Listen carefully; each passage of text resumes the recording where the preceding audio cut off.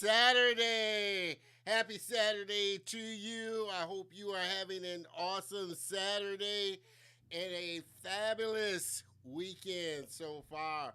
My name is Don Terrell, and I want to welcome you to this very special episode of The Color of Motion today, where I like to say, hey, stories come in all shades. And I highlight people of color and diverse backgrounds in the industry of motion graphics, animation, visual effects, cartoons, and comics. This space that I am just crazy about. And today is a very special day. We are celebrating. Yes, we are celebrating today. Today, baby, we hit 100 episodes. This is our 100th episode. Oh man, can you believe it? I can't believe it. 100 episodes. It's been an amazing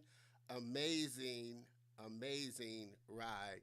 And I've had so much fun doing this show and bringing awesome guests and friends to you and having a great conversation coming into your living room, for sure. So I want to thank you for celebrating this with me. You know, we're going to have a blast.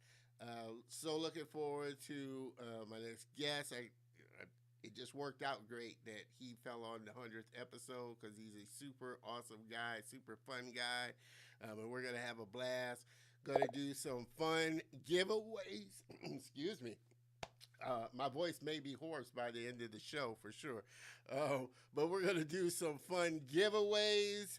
Like I said, have a great time. Who knows? Some guests may pop in and some former guests may pop in, say hello, and just wish a happy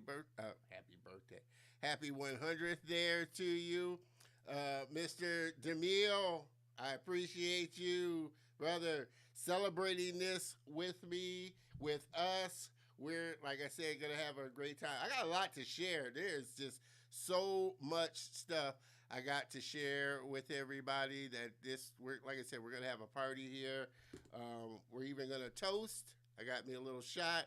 If you got something to drink, toast with me because we're going to kick this off on a great way. We're going to have fun and just have a great time. Make sure that you hop on over to the Facebook group community. Get plugged in, facebook.com/group/The Color of Motions. Our family is continually growing. We have a lot of fun conversations, share industry news over there, and just don't want you to miss out. I'm going to throw some stuff on here.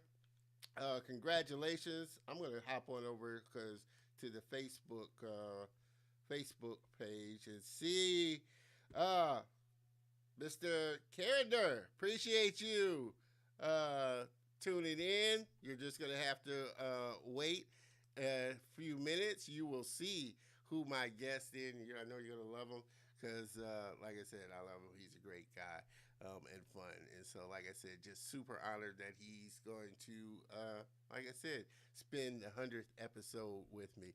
Again, make sure that you hop on over to the Facebook group community. As always, I definitely want to hear from you so you can connect with me on all my social channels here. You can find me.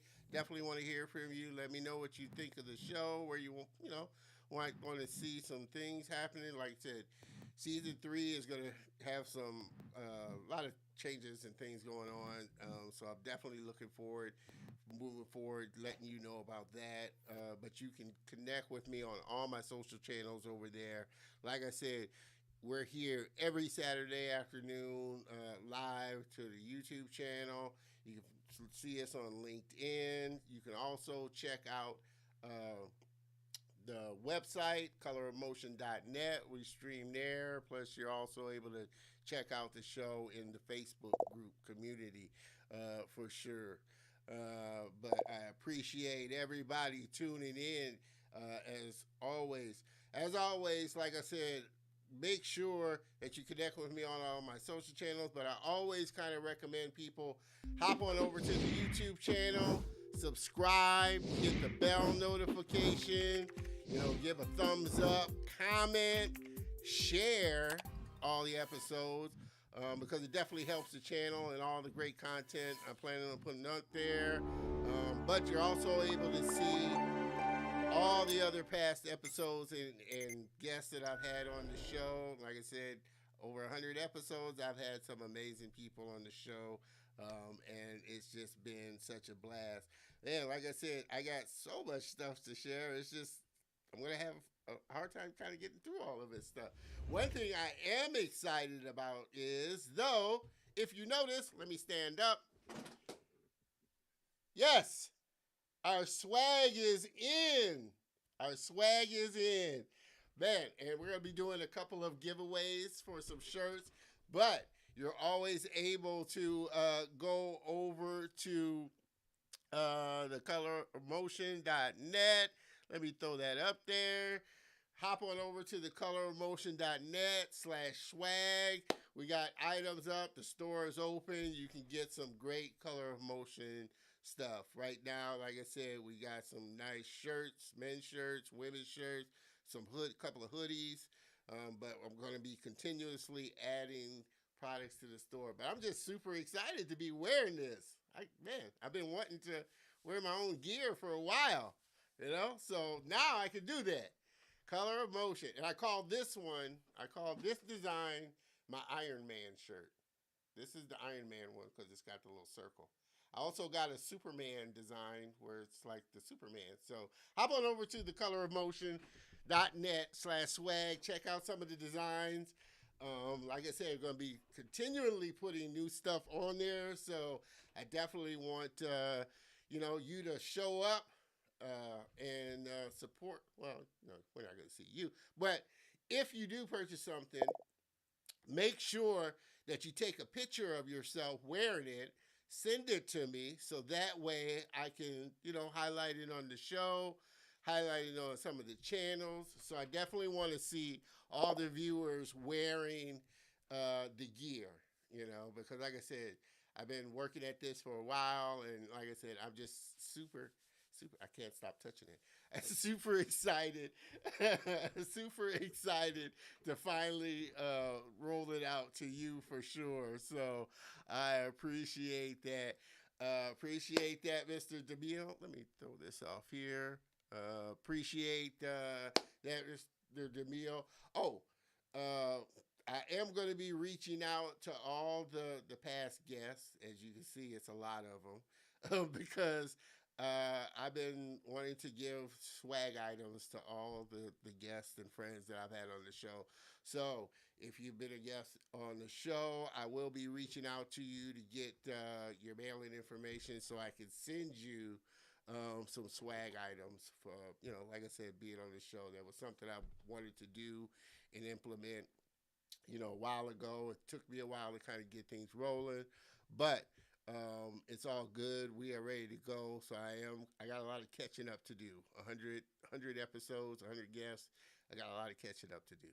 So, what else? Oh, make sure that, like I said, you get connected with us. I definitely want to hear from you and everything like that. Always need to give a shout out to, let me jump over here. I want to give a shout out to our sponsor for this episode here. Let me get down. Toon Boom. Ooh, that's the wrong side. But I'm going to hop over here. Toon Boom. Toon Boom. Great sponsor for the show. I appreciate them so much for sponsoring and becoming part of the Color of Motion family. They've definitely really got behind the channel, really supported the show. So, like I said, if you are an animator, 2D artist, they are the tool of choice. All the big studios that are creating these fabulous 2D animations. 9 times out of 10, they're using Toon Boom to create it. So definitely, if you are one of those ones that loves 2D animation or just drawing, hop on over to Toon Boom. Check out their software. Like I said, we're looking to do some more fun giveaways in the next month or so. So stay tuned for that for sure. So thank you, Toon Boom, for being the great sponsor that you are. Oh man, let me hop back over to that, Mr. Robert. I appreciate you, brother. Amazing guest that's been on the show. So, like I said, I can't thank you enough for tuning in on this very special day. Like I said, 100 episodes. If you know anything kind of about podcasting or live streaming, very few last, because a lot of people kind of fall off after 5 or 6 episodes. It you know, gets kind of a much. So, like I said, to get to 100 episodes is no small feat for sure, and I'm so thankful. Like I said, the reason I have done it is because I love the show. I love the topic, and I love my friends and guests that come on. That's what makes it so easy for me to do this each and every week, for sure. Miss Leontine, I appreciate you celebrating this day with us as well, for sure. Let's see. Mr. Carrinder, someone's parented to be you getting requests from names as you. Yeah, Facebook is bad for getting hacked. So, if you're already connected with me, I haven't had somebody say that in a while. It happened to me a while ago. But if you're already connected to me and you receive a friend request, 9 times out of 10, it probably isn't me. So just message me for sure. I appreciate you, Don. Thanks for. Oh man, like I said, the honor is always mine, Robert, and all the my past guests and friends that have been on the show. It's my honor because, like I said, I get to sit and really, not only along with the viewers, but just really learn and you know pick your brain about a lot of things. So for me, it's fun and it's kind of a selfish thing. I have to say, I get a lot out of it. So, yeah, we're gonna have to do a show together soon, for sure. Again, make sure that you hop into the comments. Say hey, where you're tuning in from, because definitely, like I said, I want to give you the shout out that you so richly deserve, for sure. Like I said, we're gonna be doing some fun giveaways, so you definitely want to make sure that you're in the comments, because that's how you're gonna kind of win. Um, like I said, a couple of shirts, a couple of swag items we're gonna be giving away. Going to be giving away some gift cards, Amazon gift cards. So we're going to have some fun today. Well, all right. With that, I think I got through all the housekeeping and everything. Like I said, hope you have been looking forward to this as I have. Like I said, my next guest and we connected a while ago and just immediately hit it off because he's just that type of guy and such a fun guy, such a fun spirit, such super talented as you're going to see as well. But just like I said, can't thank him enough for being the 100th guest. 100th guest. So we're going to have a party and we're going to celebrate here. So let's get this train on the tracks and rolling. I'm laughing because he's doing some stuff in the green room that you can't see, but I can see. Yeah, keep that up for sure. My next guest is a lead visual development artist, character designer, and animator. He lives in San Diego, California, with his beautiful wife and two daughters. He works for Disney Animation and also collaborates and freelances within the art and animation world. He started his career as an animator on An American Tale with Don Bluth and and that tells you, it's been a while. He's been in the industry a while and has been professionally animating, character designing, concepting, boarding, layouting, directing, teaching, speaking, learning, and loving his craft ever since. His specialties: keeping the peace, digging holes, moving large, heavy objects, taking care of his lovely family, and eating stuff. And we were just talking before the show. He was cooking some chicken and rice. So, everybody, please help me welcome my very special guest and friend, Mr. Jeff Merghart.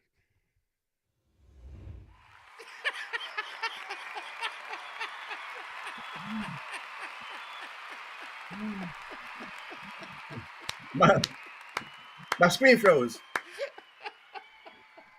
So, sorry, I ate your chicken and rice. Hey, you're gonna have to make some when I come out to visit. So that's what I'm definitely gonna remind you. That's a deal, sir. That's a deal. Thanks for having me, man. Oh man, it is my honor and my pleasure. Demille got a kick out of that too.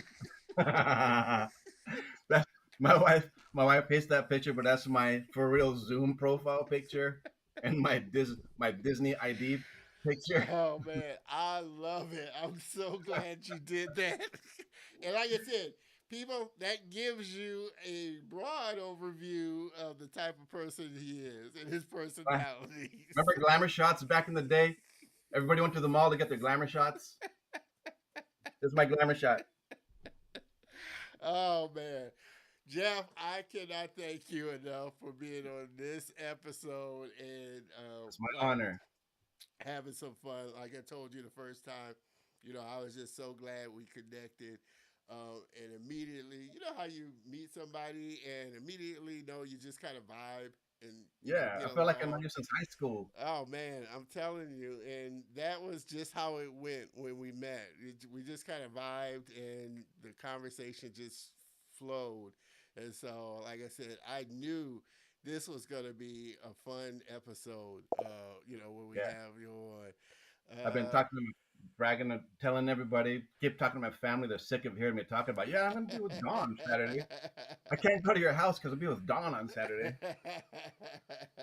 Well, I appreciate them giving up a little bit of your time. I appreciate you for giving up a little bit of your time and being on the show for sure. Anytime for you. Oh man, and the the door is always open to come back for sure. And like I said, we're gonna get into that as the show goes on for sure. Yeah, man. But let's throw a few things on. Mr. Carringer, yeah, we're getting ready to dive into his story and his journey I'm in a hearing minute a there. story. But like I said, this is a very special episode, as I've been saying. 100 episodes is no small feat, and so like I said, I had to. A friend of mine was saying, you should be, have some drinks on the show and stuff. I was like, oh well, maybe not multiple drinks, but I am gonna take a shot to celebrate this milestone because I believe everybody should celebrate the wins that they have. I think a lot of Yeah, us we go through life and we don't celebrate even the small things that we accomplish. And so appreciate everybody, it. if you have a little something, water, whatever it may be, toast with me. And I thank you, the viewers, for being as loyal as you are, tuning in each and every week to the show. I thank you, Jeff, along with all my other guests and friends that have come on the show. You made this a blast. So, cheers. Manuya. Wow. Here's 100,000 more. Woo! I need that picture that you put up. I need a picture like that. Wow. I'll draw that right now. I'll use that as my avatar. Oh That man, was appreciate good. that, Mr. DeMille. For sure, Jeff. We're gonna dive into, like I said, when I saw your work, Let's dive. it was, just was amazing to me. And then, like I said, the cherry on top was when we connected and just the conversation flowed, and you just have such a fun personality. Yeah. I mean, Well, you do that. I mean, not to interrupt, but no, because this is your 100th special episode, there's a reason for that, right? Because you're the man. Everybody loves talking to you. You can just swing by the seat of your pants, and everybody can just sit back, have a drink or not, and just enjoy listening to you talk all day. So this is for I, 100,000 more episodes to you. I appreciate that, there, brother. I so appreciate that. There, I should have brought the bottle, but I'm not gonna get messed up on my. I'll be like that. Oh yeah. Well, for your after hours podcast. That I told him I was thinking about doing it color motion after hours where we could loosen up with some drinks and stuff. So look for that, baby, in season 3. Color emotion after hours for sure. That'd be so fun. Oh man, for sure. But I'm curious, Mr. Robert. Appreciate that. But I'm curious. When was it that you first got interested in animation and character design for you? It was the exact day was the day my mom took my hand and walked me into the Helix Theater to watch The Jungle Book when it first came out. I remember that. And I sat there, just watched every drawing go by, and it just absorbed my world ever since then.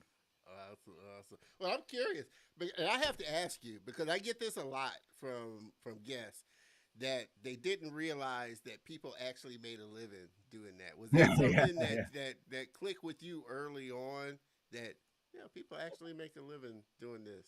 Yeah, it took a minute because I was so young when it hit me, right? So it took a couple years before I realized, oh, because after that, I was really cognizant of animation and art everywhere. So then I started thinking, well, somebody made that. And my mom and dad and my grandparents were like really instrumental in like telling me, how that's done, where it's done, that people made that and, Yeah. you can do it too. Because I was drawing since I was a baby. My mom's got all my stuff saved, like really terrible drawings of clowns and bears piled up in boxes. But so I mean, I had the passion, and then once I saw that and started following all their work and other artists' work, it was all influencing me, and I was realizing, oh, they're making this, right? But then I was at the same time I was thinking, well, they're good, and I'm just a kid. I want to be a zookeeper, so I didn't think. I knew it was a job, but I didn't think it was something I could really latch onto until I got older, like Yeah. sixth grade. When I got in like fifth, sixth grade, I realized, yeah, I think I can like focus on that and like kind of like steer my career that way, but still Yeah.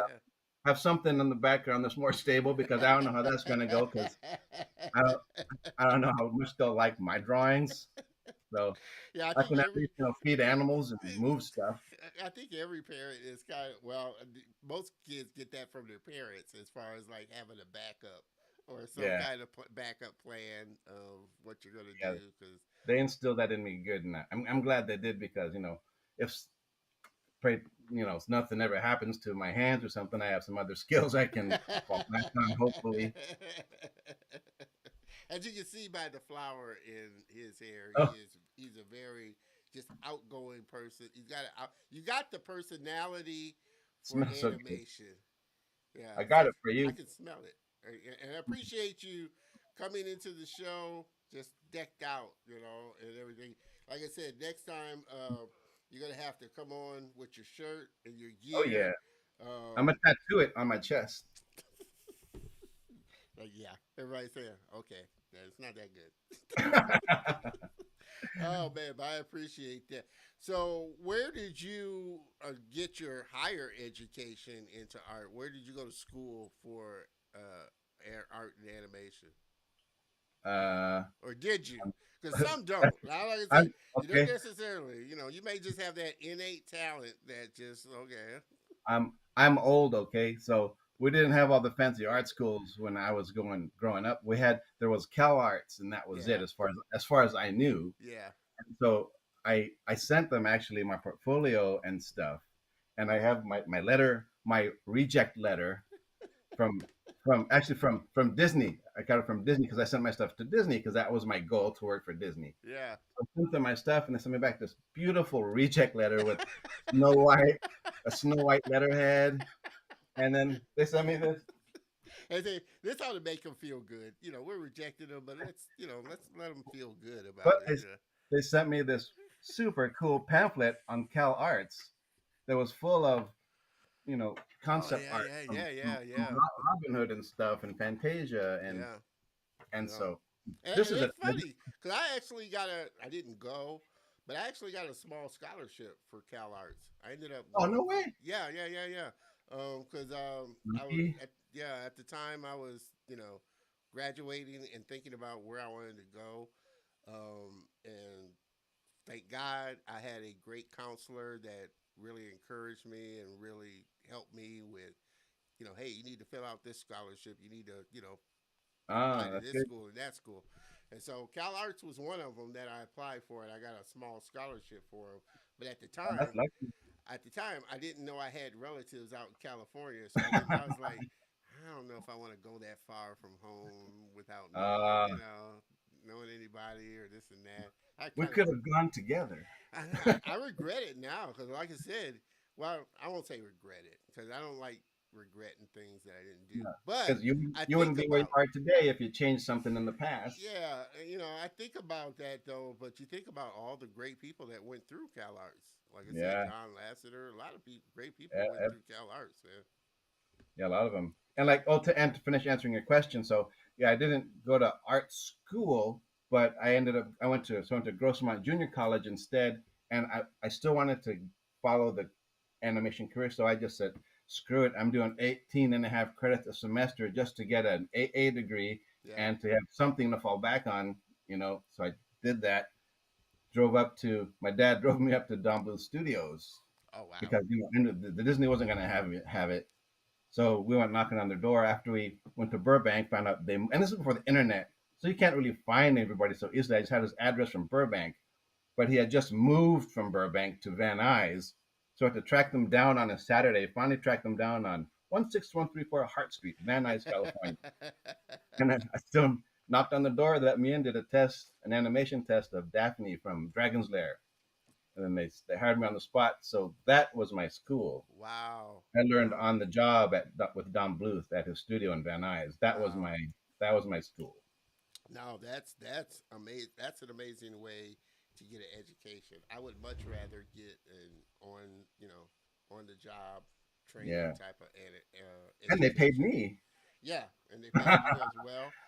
I owe Um, nobody money. Speaking of Don Bluth, and because like I said, I mean he's a legend in the Yeah, animation industry. So I know you just like I said that schooling had to be priceless yeah, in and of and itself. What was the kind of the biggest thing you took away from that experience of going there? um, humility because when I first got hired, it's like I got hired by Don Bluth. I'm the shit. And then as as the days went by, I realized they were hiring anybody off the street. Can you They hold a pencil? Come on Yeah, in. yeah. I'm sitting there, and then brought in they sat this kid next to me at this MP animation. I said, "Hi, this is so and so. He's the son of our friend who's directs at Filmation. He's going to be doing some in betweens with you." I'm like, oh. And then they brought some other cat from some homeless crackhead. I'm like, this guy living in his car. I'm like, oh, all right. So, but aside from that, I learned a lot about the craft and the technique. After I sucked it up, said, okay, I got to work a lot harder. So. Awesome, awesome. Like I said, Um, that's Oh, and one thing I learned really fast was when you're doing animation for feature and stuff, you got to remember your artwork is being blown up 5,000 times, huge. on a screen in front of everybody. So every dirty line and bad line is going to be projected that much larger for everybody to look at. So Oh very, man. very conscious of that. But hey, like I said, you're just like I said, starting out. Your career was just going, and you obviously have been in the industry a while because Don Bluth's been, like I said, how long ago was The American Tale, That was which was a like I was classic. up there in the early '80s. Yeah, that was really early on Yeah, in the industry and stuff. And yeah, now, like I said, you are working for the studio that you originally wanted to work in. yeah. This fate had it to get people. Luck. It's luck and timing, and all that stuff. So I'm lucky and fortunate to be doing what I'm doing, man. It could be, Uh, I spent a lot of years, busting my back on forklifts and bottling lines and warehouses to get there. and I tell people that. I mean, you got to be fortunate in that's his dog. If Yes, sir. anybody, Wow. he loves his. He said he was going to be a zoologist. So hey, he see, join in on the show. Give him a drink too. You know, and and her name's Disney. did okay, well, My and I my said, wife's I younger. said My if I wife's got me younger. a dog, because I've always wanted to get me a dog, but I always wanted to get a beagle and name him Snoopy because Ah, Peanuts was the thing that got me into that just hooked me into comics and cartoons. I loved yeah, I did too. everything Loved them. Peanuts, Love growing that. up. So Yep, me too. I got all the old comics and the binders and books. yeah, love it, love it, love it. Mr. Tyrone Butler, appreciate that. Appreciate you tuning in. Hey, I appreciate everybody that's been jumping in on the show. Like I Thanks, said, everyone. make sure that you jump into the comments. Say hey to Jeff. Say hey to me so I can give you a shout out for sure. Appreciate that. One mistake, boo. I'm not sure, but I appreciate that. Not an easy ride. It's never an easy ride. Never easy. Anything worthwhile is going to be Yeah, it's, challenging, it's for sure. worth the Um, challenge. but like I said, it's something that you know you do what you love, and you don't work a day in your life. Like I said, I've been fortunate to you know have jobs and do what I love doing, which is art and design. So, like you said, a lot of people get caught up in jobs that they aren't really happy at, and it's not really Yeah, their first choice in what they're doing. So, yeah. This one thing to have be lucky enough like us to be able to do it as a profession. But there's like even before I was in it, like a lot of people out there, they've got that passion, but they're not doing it for a career. yeah, It's just yeah, bear in mind what you got to do in life. Don't yeah, lose your passion, but hopefully try to steer that into a career or something, a little side gig at least. yeah. And I think, like I said, most people get caught up in the fear of not succeeding or being good. Oh And, yeah, you got to get past that, in order to, all of us get turned yeah, down all the yeah. time. Yeah, but it's it's an easy thing to get satisfied with not going after your dream or falling into the crowd of what others think. The path that others think you should go, and it's Yeah, not those ones that are truly successful and truly happy that they go against that and they go with what they're what's inside them and yeah. they follow their dream. you Like a know comfort zone. Yeah, I truly believe that your success, your happiness, everything is just outside of your comfort zone, just on the Yeah, other side of pain. yeah. You're going to That's have to go through pain. like two of the things that like tell a lot of students and people too that are trying to get into it, even like people our age, they're still trying to get into it. Yeah, You know, never be discouraged, but you also got to have hustle. You can't just like sit back on your ass. You could be working like a full day. You'd be tired. You work the whole day at another job, then you come home and you think about, oh, I wish I was doing this. Well, do something about it. yeah, Put now thanks to the internet, you can put your work out there and share it with people and start to yeah, network. yeah, Like in my day, you couldn't really do that. You had to like I was literally driving up to studios doors and knocking on them. yeah, yeah, I'd find their in the phone book. I'd find their names in the phone book. yeah. And it's funny because we kind of come from, like I said, we're in that kind of same age range and kind of time period to I'm a where, grandpa. yeah, he's. Can you believe it, guys? He's a grandfather. He is a grandfather. It's hard to believe, but he is a grandfather. I'm a But old. you come from that time, like you just said, before internet, before cell phones, before all that. At least I do. I mean, Yeah, me I too. remember when there were mailboxes on every Yeah, corner yeah, instead of yeah. email. Do you And think? I mean, what do you phone think booth. about this time now that we live in that artists and creators have available to them? Oh, it's really good timing for them. I mean, but the other thing is, you got to take advantage of it. Like in the beginning, I'm so old school. I didn't want to take advantage of one. I didn't. I'm such a perfectionist and anal about my stuff. I don't want people to see it until I think it's finished or good. But people are saying, no, you got to put your stuff on this website or post it somewhere. So, if you want to be in the industry and work at different places, they got to be able to see your stuff. Like no, no, no, no, no. So finally, I did it, and ever since then, that's when I started getting hits and networking with studios and other artists and stuff. So, doing it, having all that available to you now is such a great thing to take advantage of. But also remember, everybody else is doing the same thing too now, so it's Yeah, that much more competitive. So you have to always be, seeing, making sure you're happy with your stuff, what you're posting. Don't post stuff you don't like because it's going on the internet, and you yeah, don't want people that are potential employers to see something that's not good. You want to see only your good stuff, and see what everybody else is doing, so you can kind of like, you know yeah, keep above, keep level or and above them. yeah, yeah, yeah.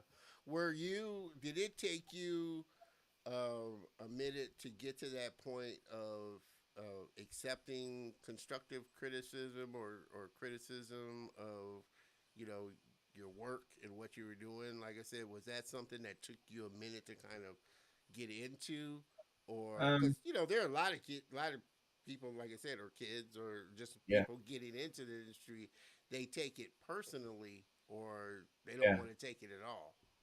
Yeah, I've met a lot of people, and it's hard. It's personal because it's your art, right? You're you're putting your nuance and your personal touch and your personality into what you're working on, right? But I never had that problem so much in the beginning growing up. I, I listened to the critiques and opinions, and I'd like try to incorporate them. But then as I got older in the industry, I became kind of jaded, and I know what's appealing and this and that and this and that. And I was on this job where um, it was a horror kind of a project, and that's not really my bag. But I was taking these character designs and making them like appealing. It's still a monster and a beast, but and everybody loved it, and I was saying, yeah, but yeah, it's a great drawing and it's a great design, but that's not happening. My good friend Eric Medina, a fellow animator, came up and said, that that's good, but you're always thinking outside of the box, but you got to think outside of that box. So then up to this day, that's one of the good best pieces of advice I've had as far as taking criticism and positive, constructive criticism. Yeah, That helped me a lot. Ever since then, I apply that to everything I'm doing, and that really works. Just because I think something is appealing doesn't mean other people think it's appealing. You know what I mean? What if you're making something in a business or for a studio? You have to make sure it's appealing and sincere and interesting, not just to yourself, but to your demographic and to your employer who is yeah, paying you, or to whoever your demographic is. So you have to always keep that in mind. So that bit of criticism I keep with me all the time. yeah, Thanks, Eric. yep, yep, yep, yep. Let's get some comments. Mr. DeMille, so true for me having the regret of what if I tried to pursue my dream was something I didn't want to experience. You only live once. Yes, you only live once, and it's your life to live. So don't live other people's lives, but your life, for Yeah. sure. Miss Amanda, I appreciate you tuning in. Success is not comfortable. Um, can be once you get there, Yeah, yeah. It but like I depends said, what you're sitting on. I believe I believe your success and your happiness lies just on the other side of Yeah, uncomfortable and pain. And most people aren't willing to go through the uncomfortability and the pain to get to that success, whatever it might be. And even then, there's still going to be challenges. Even once you reach it, Yeah, it's not there. You're going to see another mountain yeah, or thing to climb over. So it's a never ending process. And what I've learned is appreciate the journey more than the destination. You know, yeah, and who I become along the way as a person for yeah. sure. And even Uh, if we're not appreciating it now, when you move past it, you'll look back at it and appreciate it. Like, I really wasn't appreciating it when people were telling me no, back to back, back to back, back to back. It's like, what's the problem? Then, then, once I finally did get hired for something, it's like, oh yeah, okay, I appreciate where I am. I wouldn't be here now if I didn't go through that. if you So didn't go through it, and I think there's success even in the failure. The yeah, failure, there is, like I said, I like to think there is no such thing as failure. There is only learning. What have I yeah, learned from this experience that I can adjust or change during the next thing? It's like yeah, we get hung up. A lot of people get hung up on failure, which brings me to another point. For you, was it crucial surrounding yourself around people that kind of had that same mindset? Because as a creative, it's easy to, and even as anybody, just normal people, it's easy to surround yourself around people that aren't really, you know helping you to achieve your dream, or really cheering you on to achieve your dream or go where you're wanting to go. So for you, is it a crucial thing to really surround yourself creatively around other creative people that are at least have an idea of what you're trying to do and where you're trying to go? yeah, totally, totally. Like, a great example is the first when I first started in video games in 1998 at Sony. We made the Mark of Crete, and when I first got there, um, I was thank goodness Tom Toby, an animator friend of mine, was working there. He saw them looking at my reel, and they weren't going to hire me because it was all 2D animation. But he said to hire me because I can learn the software. I've got the skills. I can learn the software. So thanks to him, they hired me. And so when I first got there, he was the only other person who came from a 2D background. Everybody else was, they're scanning images of bricks and dirt and trying to talk about mocap. And I'm thinking, yeah, but that stuff really doesn't look great. And this is 1998 too, where it Yeah. looked even worse than it does now. So we hired a bunch of people. My brother, my friend Eric Medina, who I was talking about, John Sharp, all these people who came from a 2D background, and we all had this same. And the producers there, and then the executive producers saw that we had something in mind that we could do now because we had a lot of the like minds in in different and it's different creatives in different positions Yeah. to make something like that work. So having those type of creative people around me and around each other, having me around them, having them around me, pushed what we were trying to do and what our vision was every step of the way because I didn't know, I certainly didn't know a lot of this computer stuff. I had to learn Maya. And then Yeah. the guys who didn't know animation or 2D stuff had to learn our aesthetic, a 2D aesthetic and a style. So we kept bumping each other up, and we ended up making the Mark of Cree. And we were like, well, it was good. And like I said, I'm like really anal. I didn't want to let it go yet. I was still not finished, in my opinion. There's still stuff that is not done, but it had a ship date, so it had to go. So it was good. It was good, and I really loved it. So, and what we did was something different, and it got a lot of cool reviews and stuff. It didn't sell well. They didn't Yeah. really market it, No, but no. it did. We were happy with it, and Yeah. to this day, it's one of my favorite experiences in any industry. Was working with that team Yeah. doing that creative collaborative team. Yeah, for sure. Mr. Tyrone, Jeff got super. Yeah, he does. He got super energy. Both Oh, of us contrast together. You two should do a joint show often. And like I said, this is what makes. Like I said, this is the kind of guest that makes shows so much easier and so much funner to do. it's because I drank all my sake already. It's, I'm it's gonna not. Is your glass full or empty? It's what you put in the empty cup. It's not that it's empty. It's what you put in it. hey, Wait till you see him on the after hours session. You gonna love it. You're gonna love it. When we kick off the after hours one, hey, like I said, we're gonna have some serious, serious fun, man. live, live dirty drawings. Mr. Robert, yeah, man, the dude looks 40 tops. He Oh, doesn't even look 40, man. thank Like I you, said, thank 40 tops, man. No, Well, then there's this. oh man. Hey, I beat mine to the punch. Like I said, mine started receding a long time ago, so I said, well, okay, I'm gonna just beat you to the punch, shave it all off. I didn't even know I was going bald until somebody at a wedding said, "Hey, the sun's shining off the back of your head and it's blinding you." Oh, They say makeup, makeup. that stuck. Oh man, Mr. DeMille, so true for me having. Oh, okay, I think I got that one already. Didn't want to. Yeah, I did. I got that one already. Miss Amanda, art is very subjective, no matter the genre. Yeah, that's true.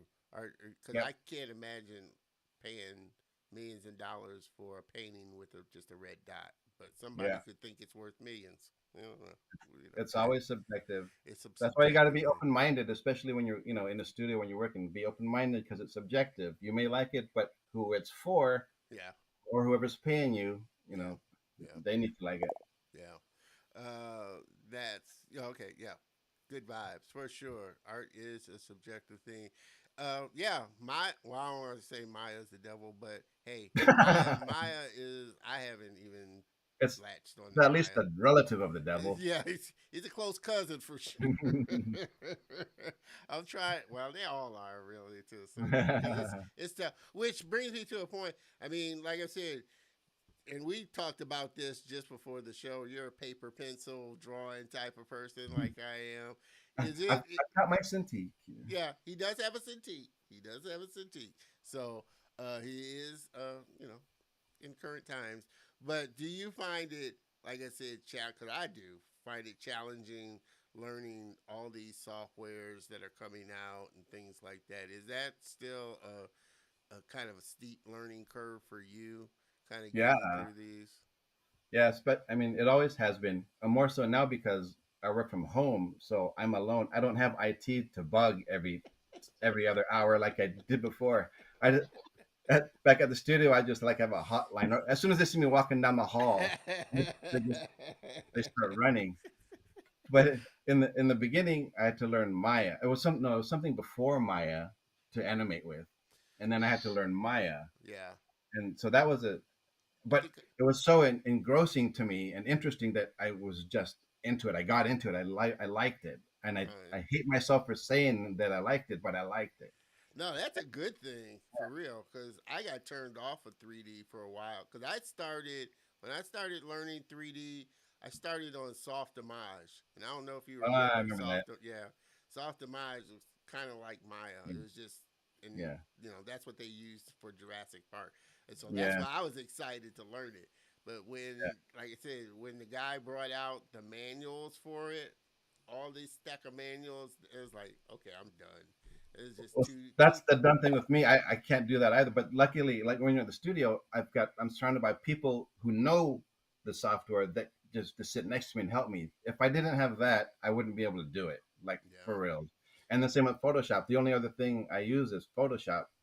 And if I wasn't in the studio with other people, working on it at the same time, giving me hints and pointers and don't do this, stop doing that, I wouldn't be able to do it. But now that I'm home, I want to learn like tune, boom, and harmony and those things just yeah, to, because you gotta always evolve and learn new things. Otherwise, yeah. that's something else I always tell them. If you're not adapting and evolving or learning, you're You're gonna gonna die. die. Yeah, You're not. you're gonna fall behind. You're Yeah, not, for sure. yeah, you're gonna fall behind. So, and I don't have people here. I'll call my brother like every week. Hey, my thing froze in Photoshop. What do I do? But now if I'm gonna try software that like nobody else around me is using, it's like like what am I? And What am I I doing? think that's the beauty of this time now. Like I said, there's so you got YouTube University where you Yeah, can learn. You can just go on Google or YouTube and yeah, get your answer right there. yeah. That's the thing. But I And think I actually have friends now who use that software. yeah, Like you're telling me, but now it's a time thing. Now You work all day, and then I'm doing freelance all night, and plus we got family and this and dogs and babies. So time is an issue. Yes, time is not always on your side for sure. This Maggie, yes, he's a super funny guy. Like I said, he should be on the stage because that's just how he is. He's just a humorous guy for sure.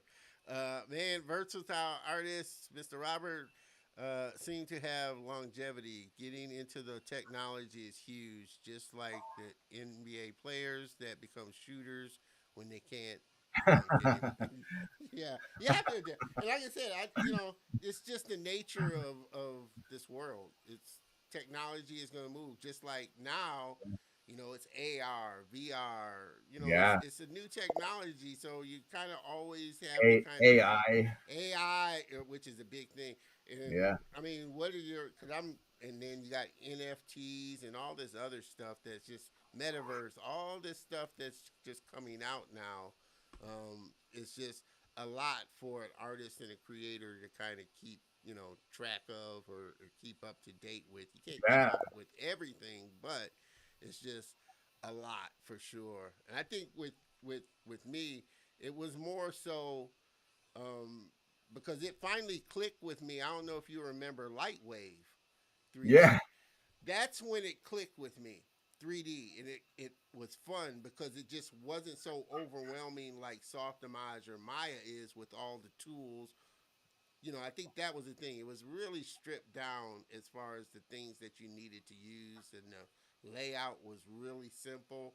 So wasn't quite as overwhelming for me as when I sat down in front of Softimage or look at Maya and see all these things that you're probably not even gonna use, but they're yeah, just there, and you're like, okay, what do I do first? yeah. Type of That's thing. what I am.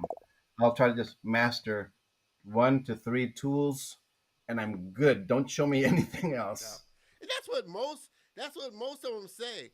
There's really only like 3 or 4 tools that you'll be using in the Yeah, software. That's what most creators that are really even fluent in a lot of the softwares will say. There are really only like 3 or 4 tools that I use, you yeah, know, type of thing. yeah.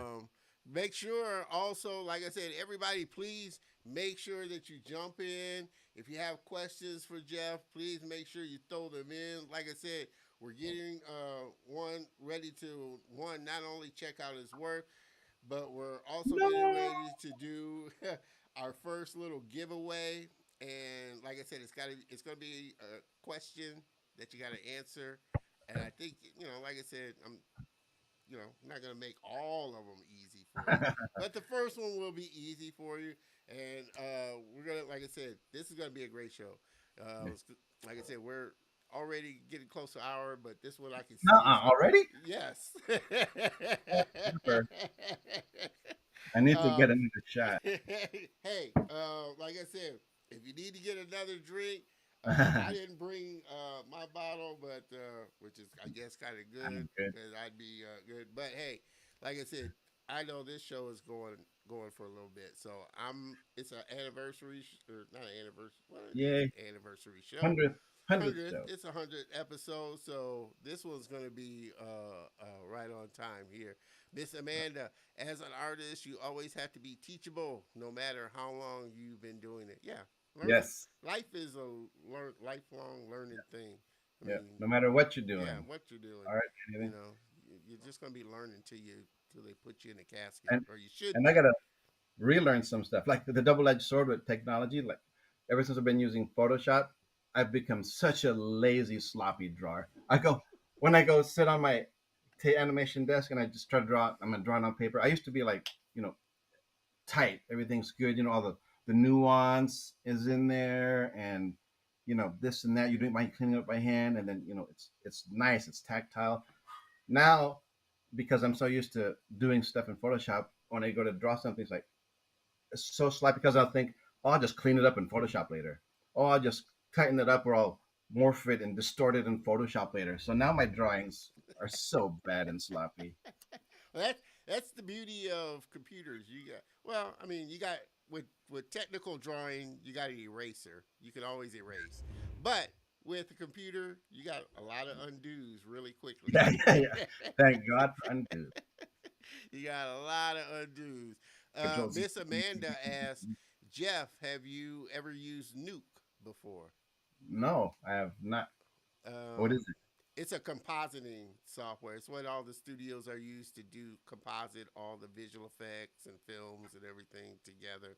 Which, Oh, if you're an editor, then that's your kind of oh yeah, tool. I've never even heard of Nuke's that. another one. It's a really deep program. I don't think they want me using that kind of software at the studio. I might blow something up. It's just stick to what we need you at there, Jeff. If I'm restricted to my computer and that scanner.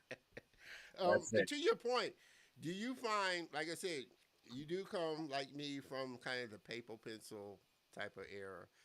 Do you get that same kind of feel with your Cintiq?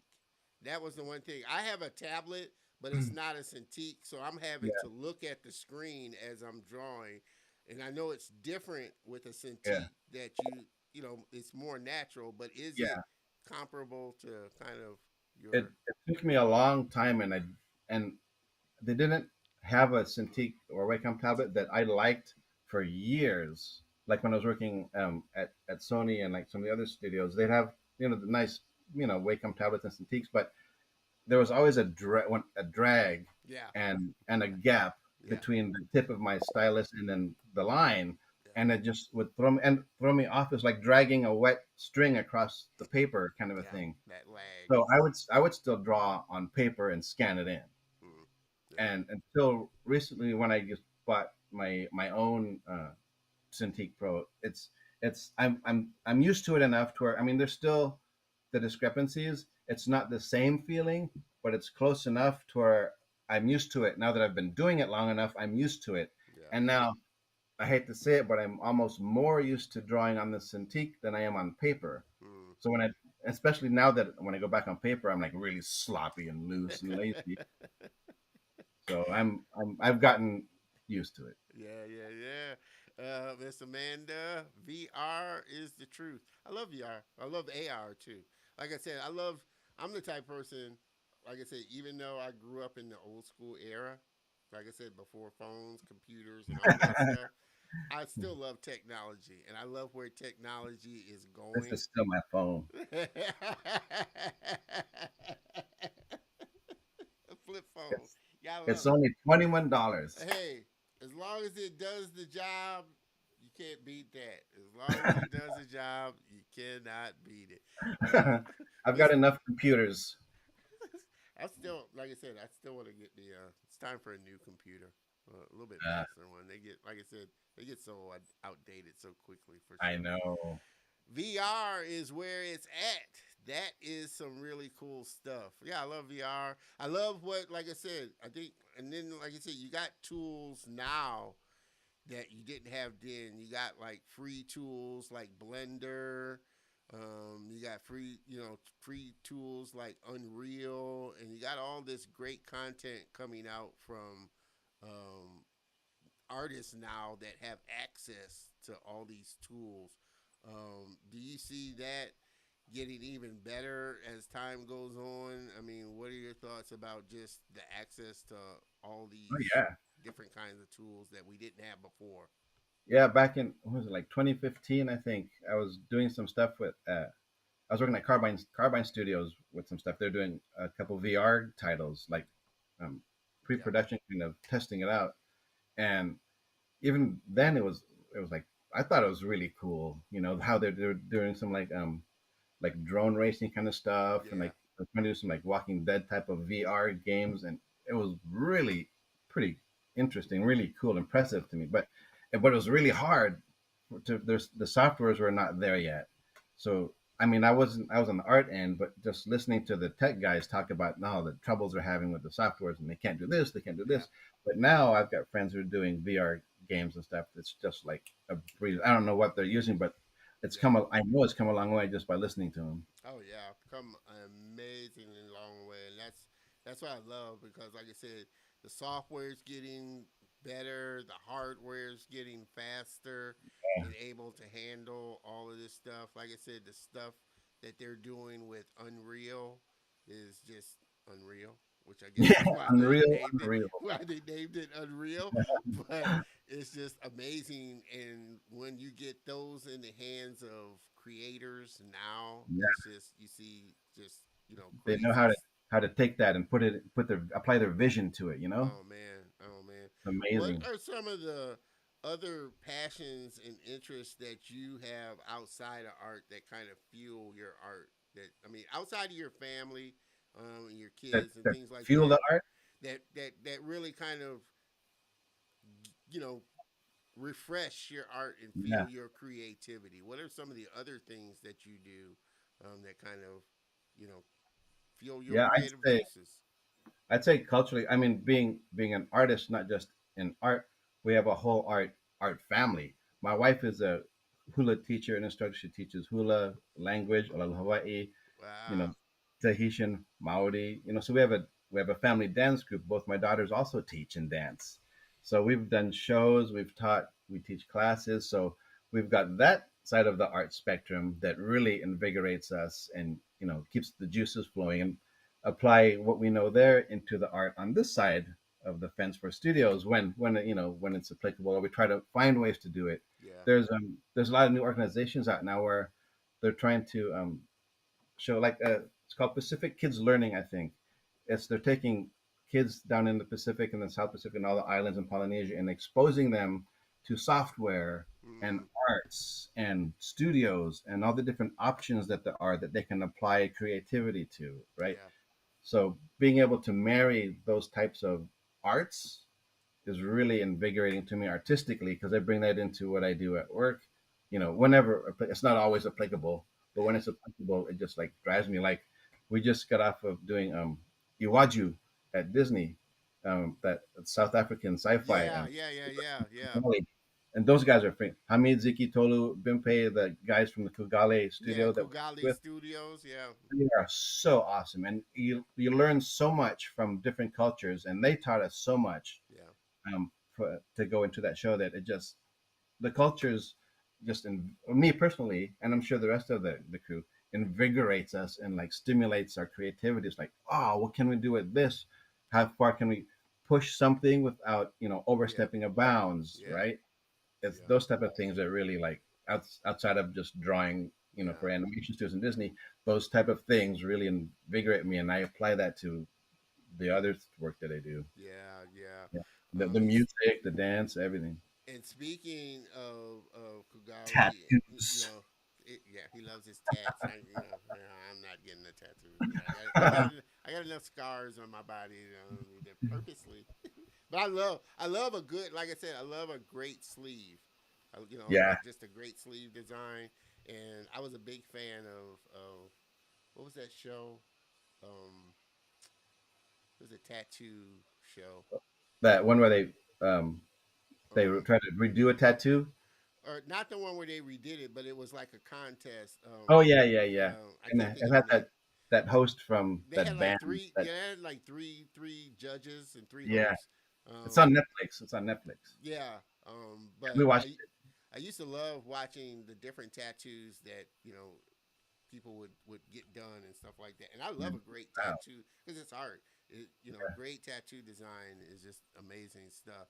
And Do did you you? notice on that show there would be like, and not just on that show, but other tattoo shows, they'd do the stencil that draw freehand on the person, or on paper first, on a stencil, Yeah, like a yeah, portrait, a yeah, realistic portrait. And you're like, oh, that's crappy. They're gonna put that on. But then when they actually do the tattoo, it's freaking beautiful and on point. It's like, how did you get from that piece of crap to that beautiful piece of art on their arm? It's yeah. I, unbelievable how they do that. I guess I was always afraid of being one of those ones to get stuck with a tattoo that just didn't fit right. It was like, That's why, okay. yeah, design your own. Yeah, yeah. Did you speaking of like Kugali and just working with the studio and the creators over in Africa, have you personally come across like other Pacific Islanders in the industry, or is it now like you're saying at that point where they're starting to go out to, Pacific Islanders and people in the islands and exposing them. Have you personally come across other islanders in the industry that you've worked with and had the ability to work with? Not a lot in the beginning. I mean, at Disney there are some because there are a lot of Polynesians in LA, a lot of Samoans and Hawaiians. So there's a Mm-hmm. couple that work in the studios up there, Netflix and Disney, DreamWorks, but not a lot. It wasn't until recently when ever since Weta, when Weta started up with the Lord of the Rings stuff, because they're in New Zealand, so Yeah, they were hiring a lot of Maori and yeah. indigenous and Polynesian people there, and they've learned their craft and they've moved on and started their own studios. You know, Mm-hmm. there's the Muck Putty Studios in New Zealand. There's oh, I wish I remembered his name. This other guy who worked at Weta, I think he still works at Weta, but Yeah, he's got his own studio now, and so now they're popping up all over the other islands, and then some of them are moving back out here, but then a lot of them are sprouting, mostly in New Zealand. yeah, It looks yeah, like, and yeah, so now there's a lot more than there used to be, yeah, definitely. yeah. Ever Are since you Weta came out. are you encouraged seeing studios such as Disney and other studios now starting to reach out and work with, studios from other countries and really bringing in a diverse voice that Yeah, that brings a different point of view? yeah, definitely. Especially with Disney. I mean, as much as I love them, they have always been in a, like I said before, they're in a box. They're in their Yeah, own box, yeah, right? And it's hard for other people to appreciate or accept what you're doing if you're just staying in that little white box and yeah, just yeah, thinking this, well, this is how they do it, this is what this looks like. yeah, You got to expand, yeah, your horizons and your vision, and see what else is out there and collaborate with them to yeah, to make, one ship rises, they all kind of rise, kind of a yeah, thing, yeah, you know. yeah. And what I say about Disney is, of course, I'd say Disney's like a lot of studios. They still got a long way to go. They're doing their things, Yeah. but I had this conversation with somebody else. Disney's been around for Gugab years, so they've been around since the 30s and 20s. I mean, that's how long Disney has been in existence and used to doing things in a certain way. So it's going to take Disney a much harder turn or longer turn to make these shifts than it would be with, say, a smaller studio, such as, or a newer studio. I don't even call them a studio, Netflix, but they're They're and I, just a world. yeah, Netflix isn't. I don't consider them like an animation studio like Disney, but Netflix is interesting in the fact that they're new, so they're able to take these risks and these chances of doing different kind of things than Disney would be quicker to grab onto, because Disney is and has this certain thing and certain format and certain way of doing the animation for so long. Yeah. But I'm glad to see that they are reaching out to, like I said, African studios, Yeah. other studios of other countries, looking to bring in a different voice and a different, kind of perspective and point of Yeah. view. And I mean, and I think Disney can turn that around. I mean, they've already turned it around significantly, but I think they're also able to do it quickly. Like with Netflix, they've got a lot of different things, a lot of different people, a lot of Yeah, different things that they're feeding off of. Whereas as with Disney, they didn't have as broad of a base of cultures and stuff. But and you think you're doing it right, and you're for so long, and then but then then Pixar did Coco, and then they realized, oh, this is the correct way to represent something and how you interact and collaborate with, especially ethnicities and cultures. yeah, And then when Ron and John took the Moana stuff, and they did the same, applied the same reasoning, and created that council of Pacific Islanders and storytellers yeah, to make sure that they were doing the same things as they did on Coco and doing it correctly and even better. yeah, And that was a big concern of mine was, oh, you're gonna go there with Polynesian stuff? yeah, Okay.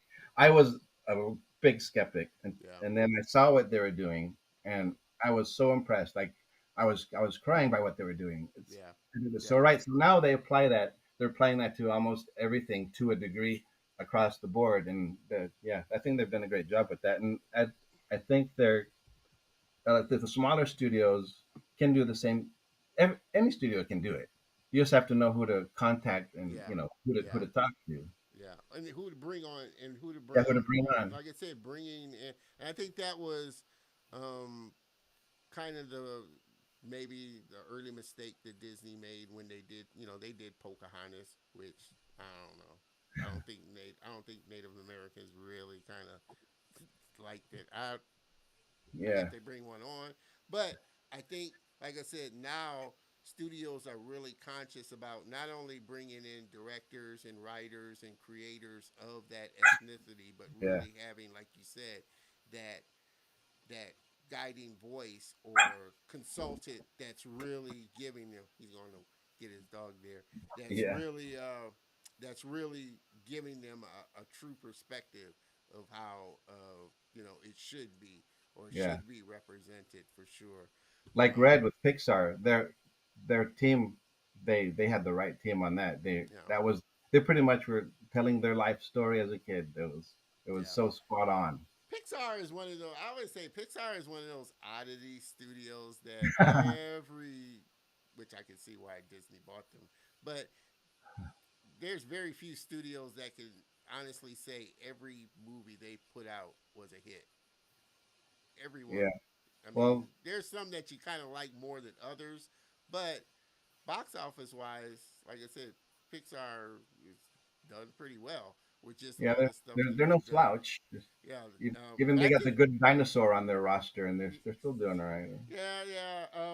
I think what was good about Disney was they were really big on story. They started from story first. I mean, was the story a good story?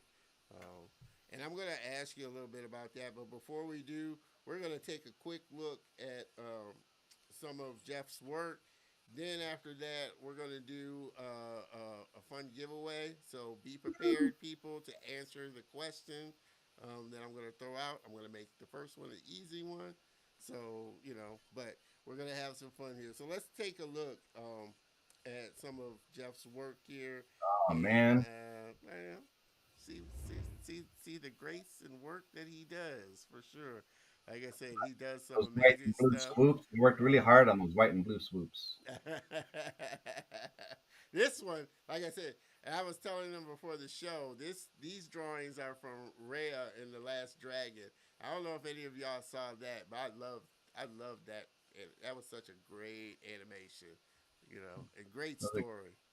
And these character drawings were based on another great artist, Shi-Yun Kim, where he had done these rough drawings of the character, beautiful, and they were just really loosely drawn, but there was enough there to where you knew the personality and you knew what was going on in each drawing.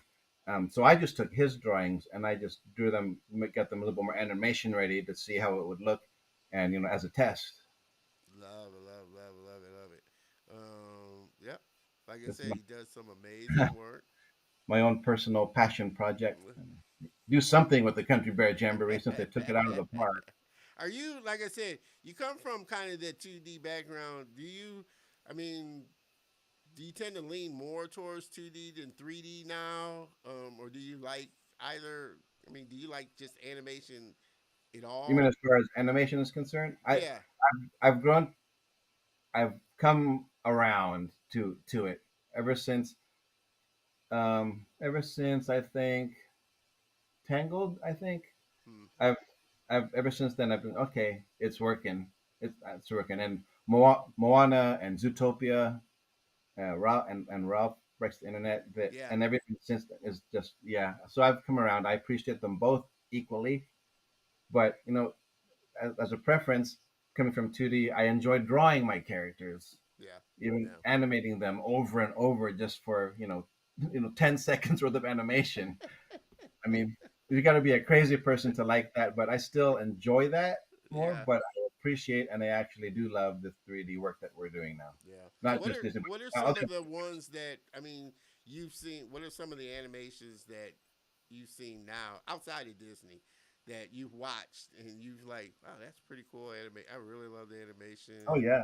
style. Lots of I like lots of different styles. Like before, when I was growing up, I didn't really like anime stuff because I thought it was, it just looked cheap to me, and there wasn't the story was whatever. But then my friend got me on to Totoro when Totoro came out, and I've been just turned on to like Studio Ghibli since ever since that. Yeah. So I have appreciation for anime stuff now, and then there's some studios that are doing. Oh, what was that?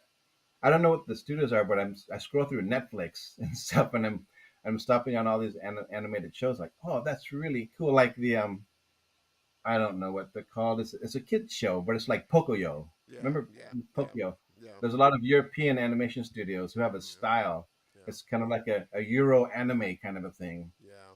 that I'm You're really liking. like I said, you're starting to see a lot of kind of that blend of 2D, 3D kind of style, like Spider Man into the Spider Yeah, Verse. And I don't know if you've watched Arcane. That was just yeah, amazing yeah. That was style Arcane was of, great. yeah, amazing The art style of direction work. was beautiful on that. Um, Yeah, I liked that a lot. I appreciated that. At first, I was skeptical, like whatever, game studio. But no, that was good. That that was was good. well Yeah, done. that was really well done. And I was They actually, deserved all their accolades. yeah, I was actually talking to one of the uh, animators at damn, what's the studio? If you could think of the studio, anybody that worked on it, but one of the studios, but they were in the middle of a project, so he wasn't able to come on the show. But he was talking about just the time that they had working on Arcane, and just the work on it was just like I said, such an amazing animation, Yeah, and the styles. And like I said, I think that's what excites me about this time now of all these creators starting to come, you know, to the forefront and yeah. really you're starting to see this influx of just different kind of styles. What was it that um, you kind of pulled away from the experience of working with a studio like Kugale over in Africa? Was that something that you initially even thought? I think a lot of people catches them by surprise that there are a lot of great content creators and studios over there. Yeah, And I didn't know how many there were. I knew there were some, but there's a lot over there there. are there are I was blown away. It's like there's some other studios over there, and a lot of content creators and good ones. It's like, oh wow, yeah, what's amazing. going on over there? I want to go over there. And it's funny because that's and I've had a lot of African. Trust me, if you go through my shows, you'll see I've had a lot of African creators on my Yeah, show. yeah, yeah, Super talented, super amazing, and that's the thing they say. A lot of people don't, and I don't know if that's the kind of hang up that maybe studios were initially having as far as like, is the quality of work going to be on par with what we're doing, thinking that the quality of work wouldn't be on par yeah. or And as good. why wouldn't it be? It's, Well, I think you know the industry over there is definitely growing, especially now. Like I said before, it was a little bit harder because of the access, and especially in some areas, um, access to tools was kind of limited. Access to learning because, like I said, the, they didn't have a lot of schools then because a lot of the creators were having to go to like England or nah, France to get education. Now that it's starting to get a lot better, and then you still have these kind of isolated pockets of places in Africa that don't have access, or a lot of them have like energy issues of having to run off of yeah, batteries and things like that. So the infrastructure it's still got a little ways to go. It's definitely not like it is here, yeah. where we just got unlimited equipment, unlimited. We don't have to worry about power Right, outages or right. blackouts or this or rolling blackouts or this or that. And we got a plethora of schools and things like that. Yeah, Like I said, now that you've got the internet and a majority of people have access to the internet now, even though there's still limited, places there. And then, like I said, here, and I've had this kind of conversation as well. Here, there's a lot of like subsidies, government subsidies, or like cities that are getting tax write-offs and things like that. They're still having, to kind of work through the government, kind of getting behind creatively, putting money into this kind of space. Yeah, that's kind of like how it sounds like it's done in the with the Pacific Kids Learning. A lot of those kids are in that same kind of boat. With the electricity and having access to those type of things. But that's I can understand why bigger studios and companies are would be like hesitant to work with somebody in those areas. But it's a shame because just because they don't have access to those things doesn't mean they don't have a good story and good artists there. Oh no, You know? and they obviously see that now. Like I said, I think Disney and a lot of the other studios now are starting to tap into these, Yeah, kind of other, especially now that people are really kind of craving these different stories, more authentic stories, and things like yeah. that. Do you see actually that kind of change really coming from the independent creator, independent studios, um, more so than say like the bigger studios, as far as more diverse content, more diverse characters and things like that. Do you see I, that rise coming more from independent creators I and think so studios? only because there are more independent creators, I think, than there are big studios. I think that there's a lot more diversity out there in those independent studios as well. I think because I've been seeing a lot of in like at film festivals and stuff, a lot more stuff like that. Whereas there's only so many big studios. I mean, you can probably count them all on one hand. Yeah, As opposed to all the other smaller independent studios who come a lot of times from other countries. Like we are talking about India earlier. yeah, You know, India, Korea, Ireland, Finland, South America, Africa, South yeah, Africa, they're all over the world.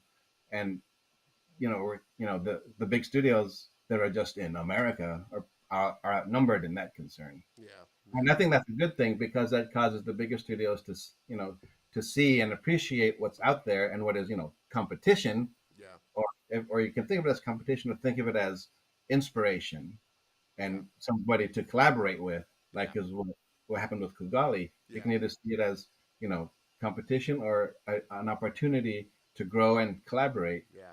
And it's You know? only going to serve them because they're going to pour into their community and their people just more resources, more access to exposing, others to the opportunity of the industry. You know, that's why I'm super glad that studios like Disney, like Sony, and some of the other ones are going over there and really starting to kind of work with the studios there, put Yeah, programs in place, give access to, because I think that's the major thing. Give a child or a kid access, and you'd be surprised what they can come up with or what they'll do with it. Put yeah, it in the hands of creators. yeah. It's just exposure. It's all about exposure. Exposure for the little kids to be exposed to, exposure for the big studios to what they get exposed to, Yeah, and for the smaller independent studios what they can get exposed to. yeah, You yeah, all are exposed to something you can learn from and can, what I mean, help you with. yeah. Definitely, definitely. Mr. DeVille, well said, Jeff, for sure. Again, if you are just tuning in, we are having a super amazing conversation and fun time with my friend Jeff here on this 100th episode anniversary. Uh, I all cracked right. my shot glass in honor of your I feel so honored. I feel so honored myself, for sure. Oh man, we're gonna do our first giveaway here. I'm gonna do my first giveaway. It's a $25 Amazon gift card. And like I said, I'm gonna make this first one easy. Make it super easy. But The first person that puts the correct answer in the comments will win this. So you gotta put it in the comment, and the first I'm a person that does it will get it. Here it is. Like I said, super easy. Who was my very first guest? Now, that's it. And the first, like I said, the first person, Jeff, you don't win. You can't win. So, so don't even think about Because I can't type. Is that what you're saying? Because I can't type good? but the first person that puts in the answer will get damn Demille. We'll get damn. We'll, we'll get some chicken Demille, and rice. we already got we already got a winner. This I don't know if I should even count you, Demille, because you're a guest, so you're well. No, I will because you're not. Yeah, you're getting something else. So Demille won downtown with Demille won. I appreciate that. Joshua Leonard was my very first guest. Can you believe it? Joshua was my very first guest. Super amazing guy. Demille, I am going to shoot you a message, get your email, and you have won the first giveaway here, a $25 Amazon gift card. Yes. And let me make sure I write this down. So, Demille, I appreciate that. Awesome, awesome. Yes, like I said, this is always, like I said, this is a celebration and we are having fun. Break out your drink if you have a drink. I'm not mad at you. If I have, had a moment to get up and get me another shot, I would, but I'm I'll not. get it for you.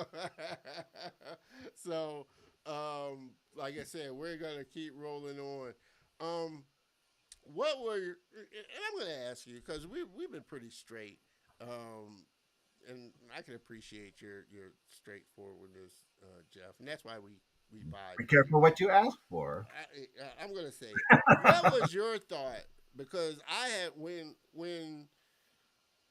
we had, like I said, when George Floyd got murdered, and we had all these protests, and things started really kicking off, and then all of a sudden, the buzzword from a lot of companies was diversity. You started seeing all these companies posting, "We're behind Black Lives Matter," Yeah. we're throwing up the black fist, and this and that.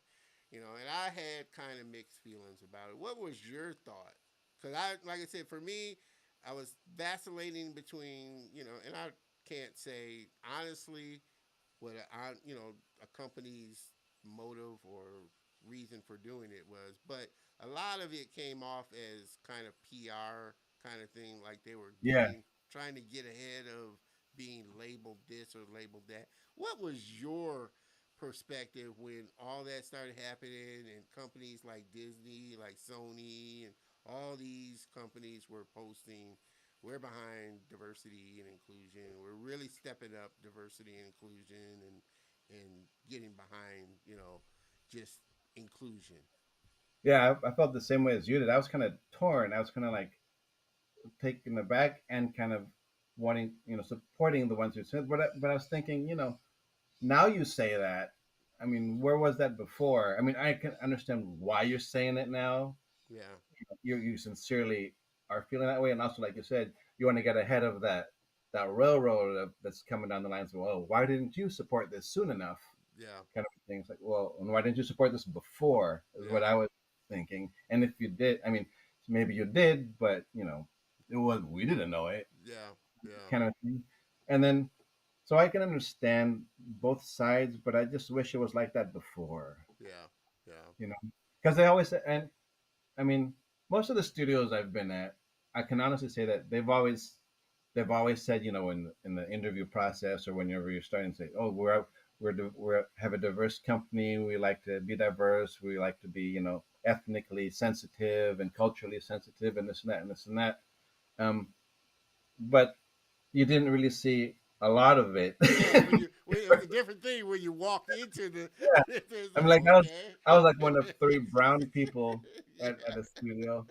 But I mean, I can see, also wherever the studio might be, there may not be the talent ethnically around you. I can understand that, but still, I don't know. make I an think that's a effort. cop. You For me, can make an effort. I think that's a cop out. It's, like you can Yeah. find, and it was funny because I thought about it was because um I was listening to and the reason I thought about it now, think about it now like that is I was listening the other day to Ava DuVernay, and she was Oh doing yeah. an interview, doing an interview, and she was talking You about should have her on here. I would love to get Ava DuVernay on.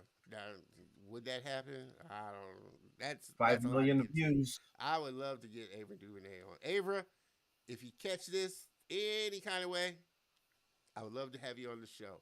This But is for you. she is she. I'd love to have you on. Tyler Perry's another one I would love to have on too. Yeah. But she was talking about. She was working on. What was the one she was doing for Disney?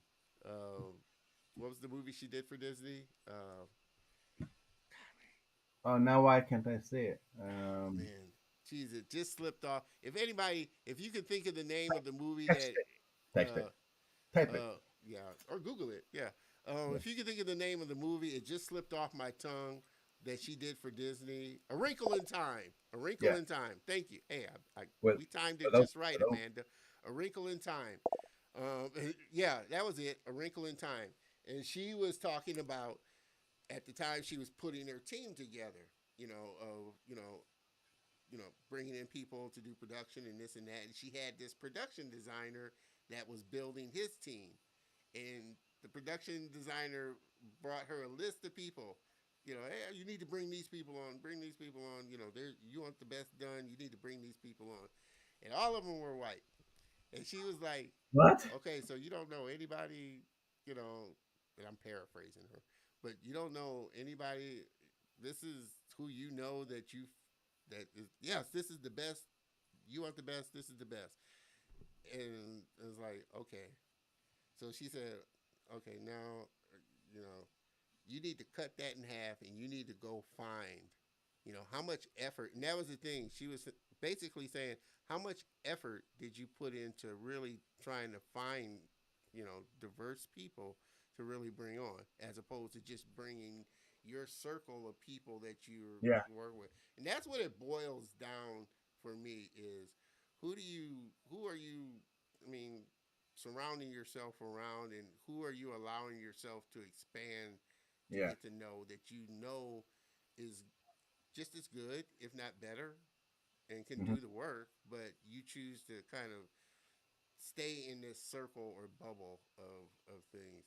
And I think that's where, like I said, I kind of have my thing with a lot of companies. I think they're doing amazing jobs bringing in people at the lower level of diverse talent. My question I want to see There's upper as you level. go up, as the altitude gets a little thinner, how much more are you expanding or bringing people out? And that comes down to the question, which is why my thing was I was always trying to get executives on the show, really have some executives come on the show and really dive into, you know, um, these conversations about diversity and really, bringing in diverse characters, creators, and things like that. And I think it's this fear of one getting labeled, which I'm not trying to label anybody anything. It's just having these, I think like most of us, we fear looking in the mirror and asking ourselves these questions that we never really Yeah. wanted to ask ourselves. And I think a lot of executives, ask, who do you associate with outside, not just at when you go to work, but who do you hang out with, or who do you is Yeah. your friends? Do you have friends, really friends that you hang out with or do things with, or that you can consider friends that are different than what you look like, what you think, how you Yeah. think, and that type of thing? And that was kind of the thing that stuck out with me with Avery DuVernay when she was talking to the production guy. It was like, okay, these are all the people that you know. I mean, so you, and how much effort did you put into really trying to find somebody that, you may not know, but you had to work with. I mean, you worked with a lot of talented people that we could bring on. You Yeah. know, it was like And then I had maybe, this one. even if they're not maybe like on that upper level, bring somebody bring somebody up who could be that upper level. You know what I mean? Just Yeah, because they're not on the upper level now doesn't mean they're not qualified to be on that upper level. yeah, yeah. No, for And that's sure. telling when someone like that says, "Oh, this is all I know. This is who I know." Yeah. Well, Well, how like I serious said, we about don't that put a for lot of you? effort. We don't put a lot of effort outside. I had one. I had, and this was like totally aside from, it was a somebody I met at a networking event, and they were looking to hire more diverse people. You know, for their designers, graphic designers, and this and that, and they were just looking to hire just diverse people. And she says to me, "It's like I can't find them. I can't find them." And I'm like, "How much effort did you really? Because we're out there, so it's like what? How much effort did you really try and put into finding people that are not like you, diverse? Yeah, As opposed to saying, well, I can't really, I don't know really where they're, you just haven't tried. You haven't tried to step outside of yourself to yeah. really find that. And that's the point I'm trying to make people, No, you know, I see that and I agree. That's that's what I've seen. you know, We've all seen it, you know, unfortunately. yeah. And you're in that kind of Disney mode now. And been working for Disney. What are the type of stories and characters that you would like to work on and be a part of in the future? I've got like boxes and bins of story ideas and character ideas that they're a little bit edgy because I'm a little bit like I don't, I don't know if you know this. I've got an inappropriate sense of humor. That's People, a if little you haven't picked that up, that's how it is. I'm a little avant-garde in my sensibilities, but I like quirky things. I like and another thing. This is just a personal preference because you spend so much time in this industry drawing humans and people and which is great. It makes money, but you get bored of drawing people. I like drawing. I like my main characters to be more creatures or animals or Yeah, anthropomorphic, yeah, and I yeah. like an edgier story. I mean, princesses are great, but then I gotta have a really badass villain and a lot of creepy, funny things.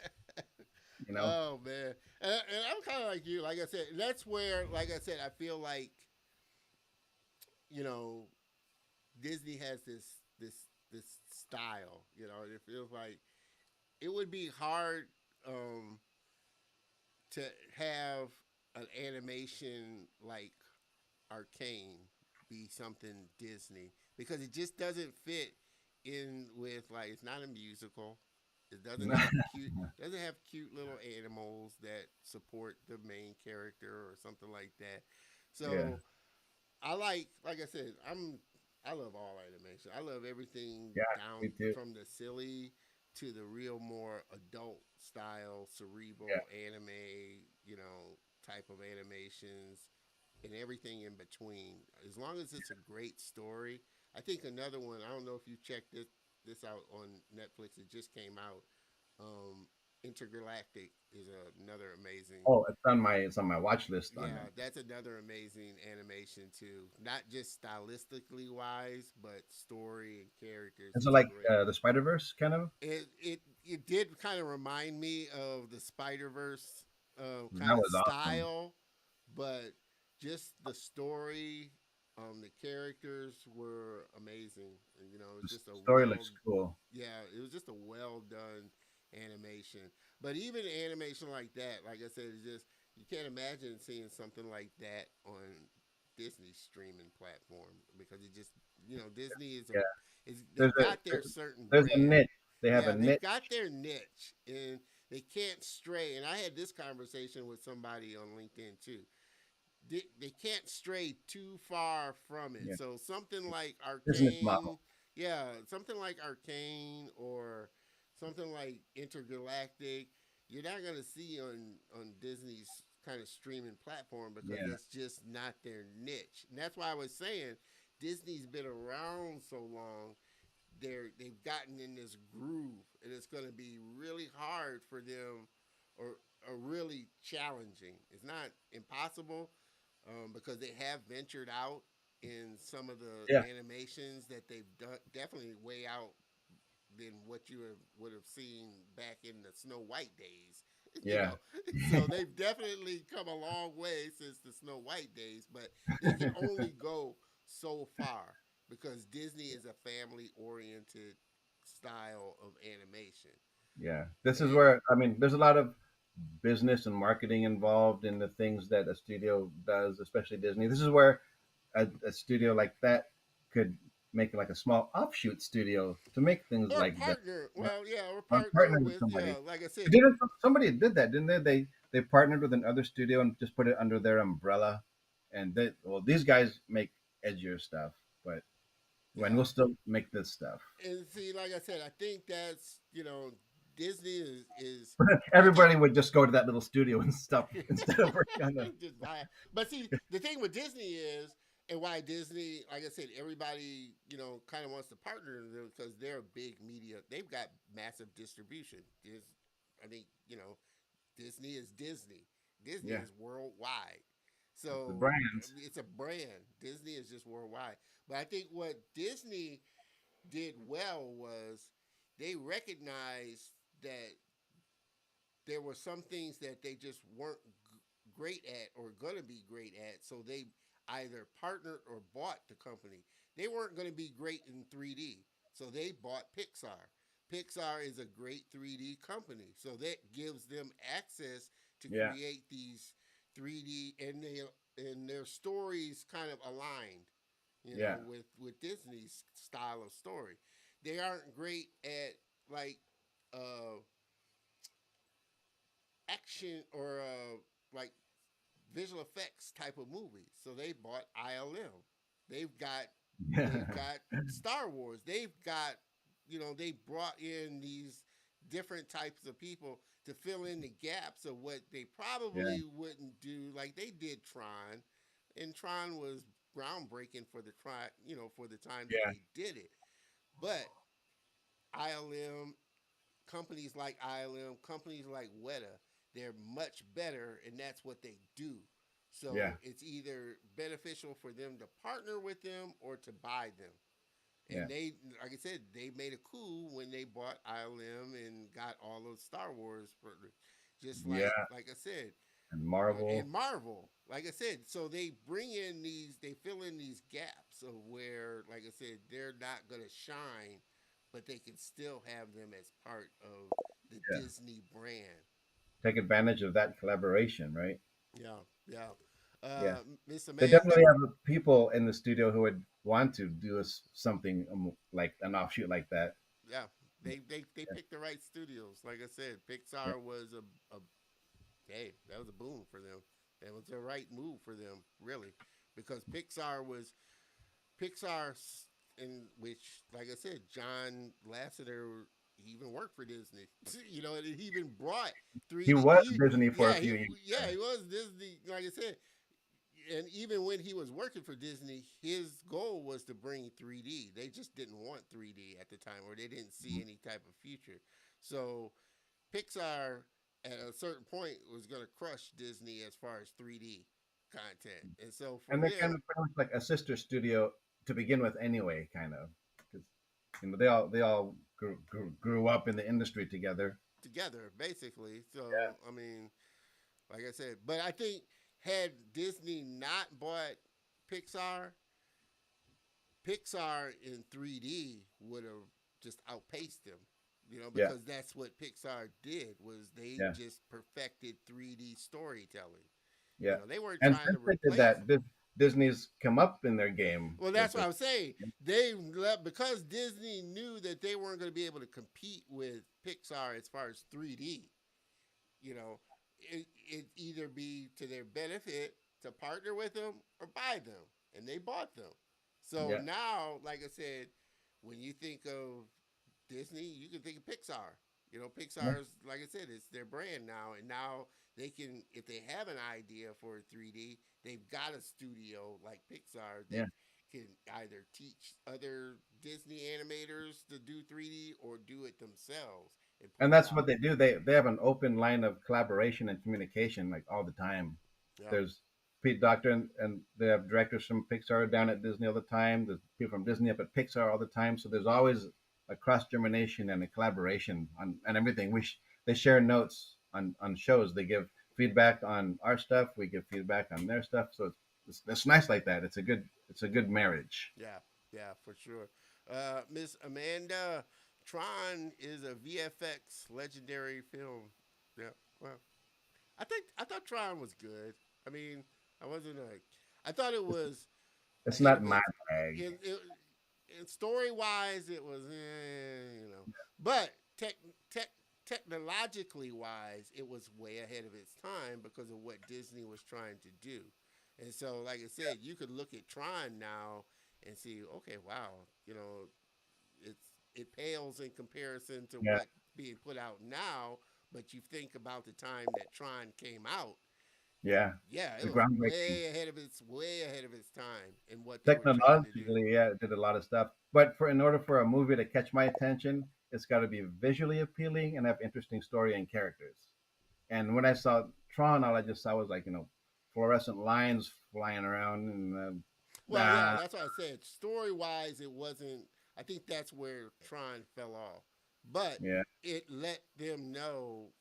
It kind of gave them a precursor, technologically wise, what could be done with the yeah, right story, yeah. and just moving forward. It's a good jumping off point kind of a thing. Yeah, like I said, it VFX wise, it was way ahead of its time, way ahead of its time, Yeah, and it was something that I think you know is a precursor or a parent to what you're seeing now. I mean, think about it. yeah. You Like look when at they, some of the, it gets kind of cringy when you look at when I look at like a lot of the stuff that I loved as a kid. Like I loved Ultraman, and I don't know if you remember Ultraman yeah, I or remember. Johnny Sacco and the Flying Yeah, Robot. Even if you look yeah, at like what's the dinosaur? The dinosaur Godzilla. It's like yeah, it's a guy with a zipper in the back. yeah. The suit look rough. So that's what I said. You look. Well, I don't know how many of those movies and shows we loved when we were little, and I would talk about them now, and then I go back and I rewatch them. I'm like, oh, why did I like that? But I still love it in my heart. Yeah, you still love it, and like I said, it's just okay. You work with the technology at the time, and you You try work and with what make you it. got. You work with You what work you with what got, you got. and hey, you just know that it gets better as time moves on. You can still make something good with a box of three crayons. Hey, like I said, I love of course my bar was a little bit lower as a kid, so it didn't take much to entertain me. Yeah, that's so funny. It's the same thing with my wife and our the classes, our hula and dancing and stuff. Sometimes when we'll need to do a show or some gig, and she'll have like three girls, four girls, and they're like the back row dancers, and it's like and she'd just be so frustrated, like those are the crayons that you have to make this picture with, and it would work. She'd knock it out, then the girls would knock it out of the park. You just got to work at it and make what you got work because that's how you got to work with. But as Yeah. long as you got the skills to make it work, it'll work. Hey, like I said, I think it's the artist more than it is the tools. I mean, Yeah, can yeah, a good artist can make a masterpiece with an iPhone. yeah, yeah. A good director can make a masterpiece with an iPhone if they Yeah. really want to. They really And how can. many years have all these artists just had a pencil and a A paper? pencil and a paper, and I'll tell you what. If you want to see just a master at that, and I always quote his animation because I loved it when I saw it. and he was an animator. He was a 2D animator at Disney. Was Ryan? Please, somebody help me. These names just go. What His did you name. work on? He did an animated short. You don't mean Uh, you don't mean Ryan Lang. no, it was. He's a visual development If you guy. look, the little animated, and it was 2D drawing. But it's called Thought of You. I'm gonna Google it. Oh, Um, Ryan. I'm gonna Google it, but I always bring that up because the drawings, they were 2D drawings done to this beautiful dance piece. No, it wasn't Demille. It wasn't Ryan Middling. It was Thought of You. Thought of You. Oh, did it come out like a couple of years ago? No, he did this Oh, a is it old? while ago. Um, A dance piece. Huh? Ryan Woodard. Ryan Woodard. Oh, I Thank, don't know thank that you. man. But he was a 2D animator that used to work for Disney. Uh huh. But if you look up Thought of You, it's a beautifully drawn, hand drawn animation done to this song with just two ballet dancers dancing together. Oh, okay. Just Oh, I think I amazing, saw that. Oh, just amazing animation. I know you're talking about. He's It's even got beautiful. a behind the scenes of how he made it, and I think it took like over 100,000 drawings. He was saying Yeah, of I just, think I know what you're talking about. but it was just a beautifully done. So that's what I'm saying. Just something, as long as the piece is beautiful, the story is beautiful, you could do things and you could use the simplest of tools Yeah, to get your story across. yeah. Um, Look at freaking Glenn Keane. Just give him a piece yeah, of Glenn Keane's charcoal. another one. Just amazing animator Yeah, and drawing. I wasn't, cause I think it was his dad that did Family Family Circle. Circle. Yeah, Yeah, I wasn't a Bill. big fan. I wasn't. I knew of Family Circle in the comic strip because I was a big comic strip fan, but I wasn't Yeah, a big fan of it per that se. was me. But I appreciate just the leg, and I can see where he got his talent from because he Yeah. just was a student of drawing. Well, Um, also his kids, and his yeah, his his kids daughter are and too. his son, I tell you another one. I love watching his live streams, but he was a Disney animator too. Aaron Blaze. Aaron Blaze. Yeah, how did I know that? Aaron, You and me. he's another one that just does. He's such a student of drawing And that he's a just makes master and his a nice guy. yeah, he looks nice. He's another one I'd love to get on the show. Oh, you love Reach him. out and have him get on the show. But I love, like I said, I started 2D, so I have a little place in my heart for 2D animation and Yeah, drawing, me and just too. storytelling. So I appreciate those ones that can make 2D drawings have such life. And Yeah, that's a hard thing. That's really a hard thing to do. When you really get down to it, which is why I appreciate 2D animation so much. Miss Amanda, uh, there was something I wanted to put up here from you. Uh,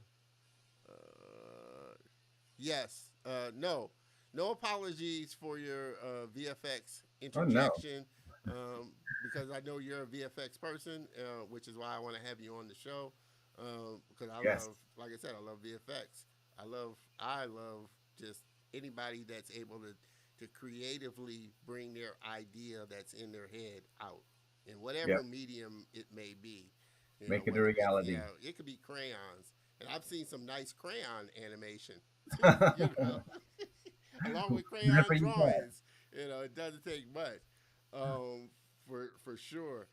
Um, for you, um, you kind of said it a little bit before, but to this point, what's been kind of the best piece of advice that you've been given that's really kind of served you along the way?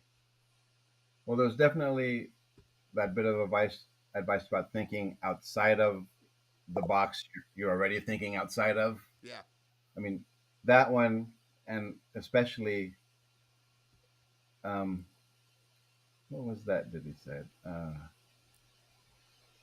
something Phil Tippett said it, and I say it a lot to a lot of my colleagues when I hear them complaining. Because there was a time when I was at Sony, that a lot of the other artists were saying, "Oh, the stuff is looking crappy. They're wanting me to redo my stuff, and it's not the way I like it, and it's just not good. It's just not looking good."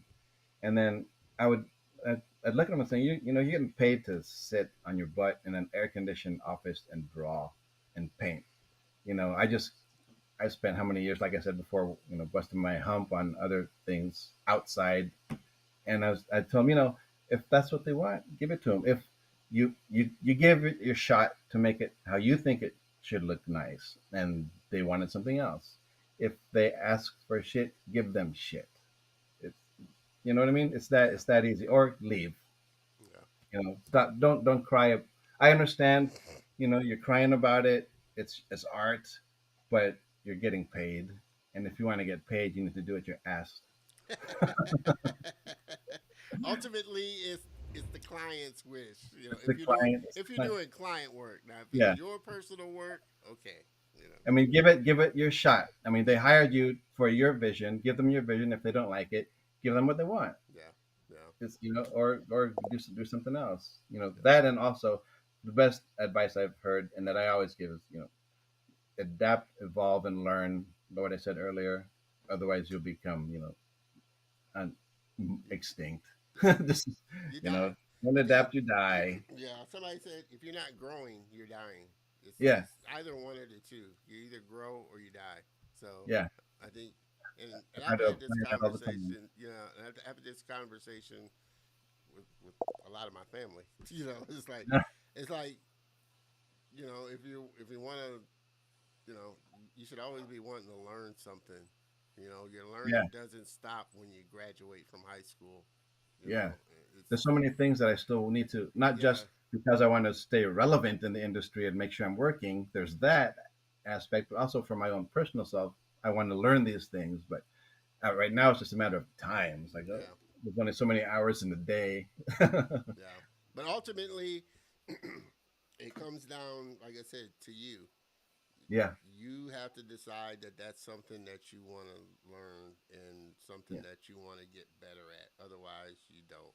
And like I yeah, said, I think a lot of people, we get into this hang up of, well, I'm too old to learn this, or I'm too this to learn that, or I'm too never do this, or anything. to this or that. And it's like I think we all have I truly believe we all have the ability to create whatever life it is that Yeah, we want. It's just you got to go out and do the work and put in yeah, the work to make it happen. It's not just going to magically happen. As much as we might yeah. like it to, it's just not going to magically happen.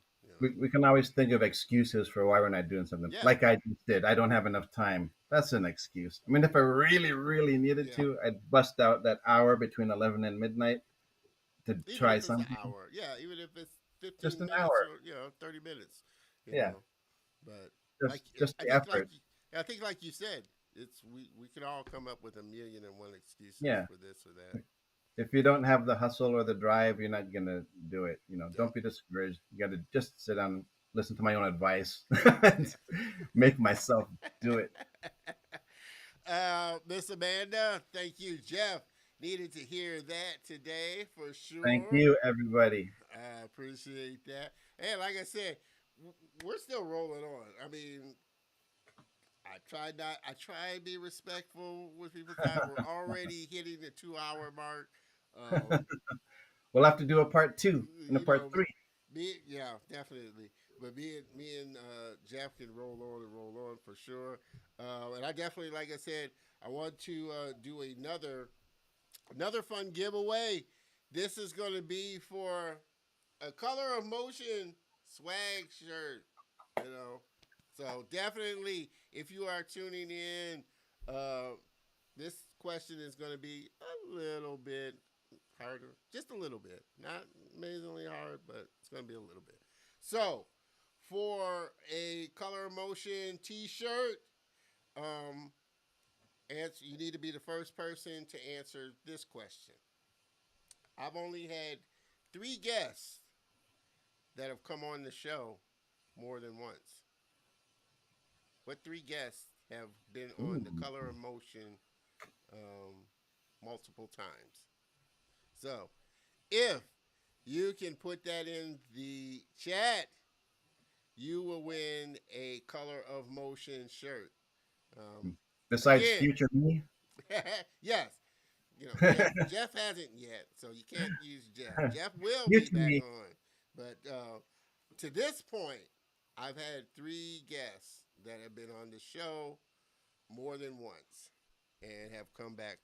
So if you are the first person to put that in the chat, you will win a Color of Motion shirt. So you got a little time to work on that for sure. Um, to has your like I said, your daughters are older now. What do they think Yeah. of what do they think of what you do? I mean, and Oh, what did they think when they were a little younger? Was dad what dad did cool? Because he works on cartoons and stuff like and that. they're always proud of their daddy, no matter what I'm doing. When when they were smaller and they had the father daughter work days and stuff, I would take them and then I'd have them animate, and so that was pretty cool. They got to animate on paper sometimes, and then we'd scan it in and shoot it, Uh, and they actually learned to animate, and they had to learn how to use Photoshop. And so when they were young, they liked that part of going to daddy's work, and my youngest liked just to go to work and just play on the computer while I was drawing.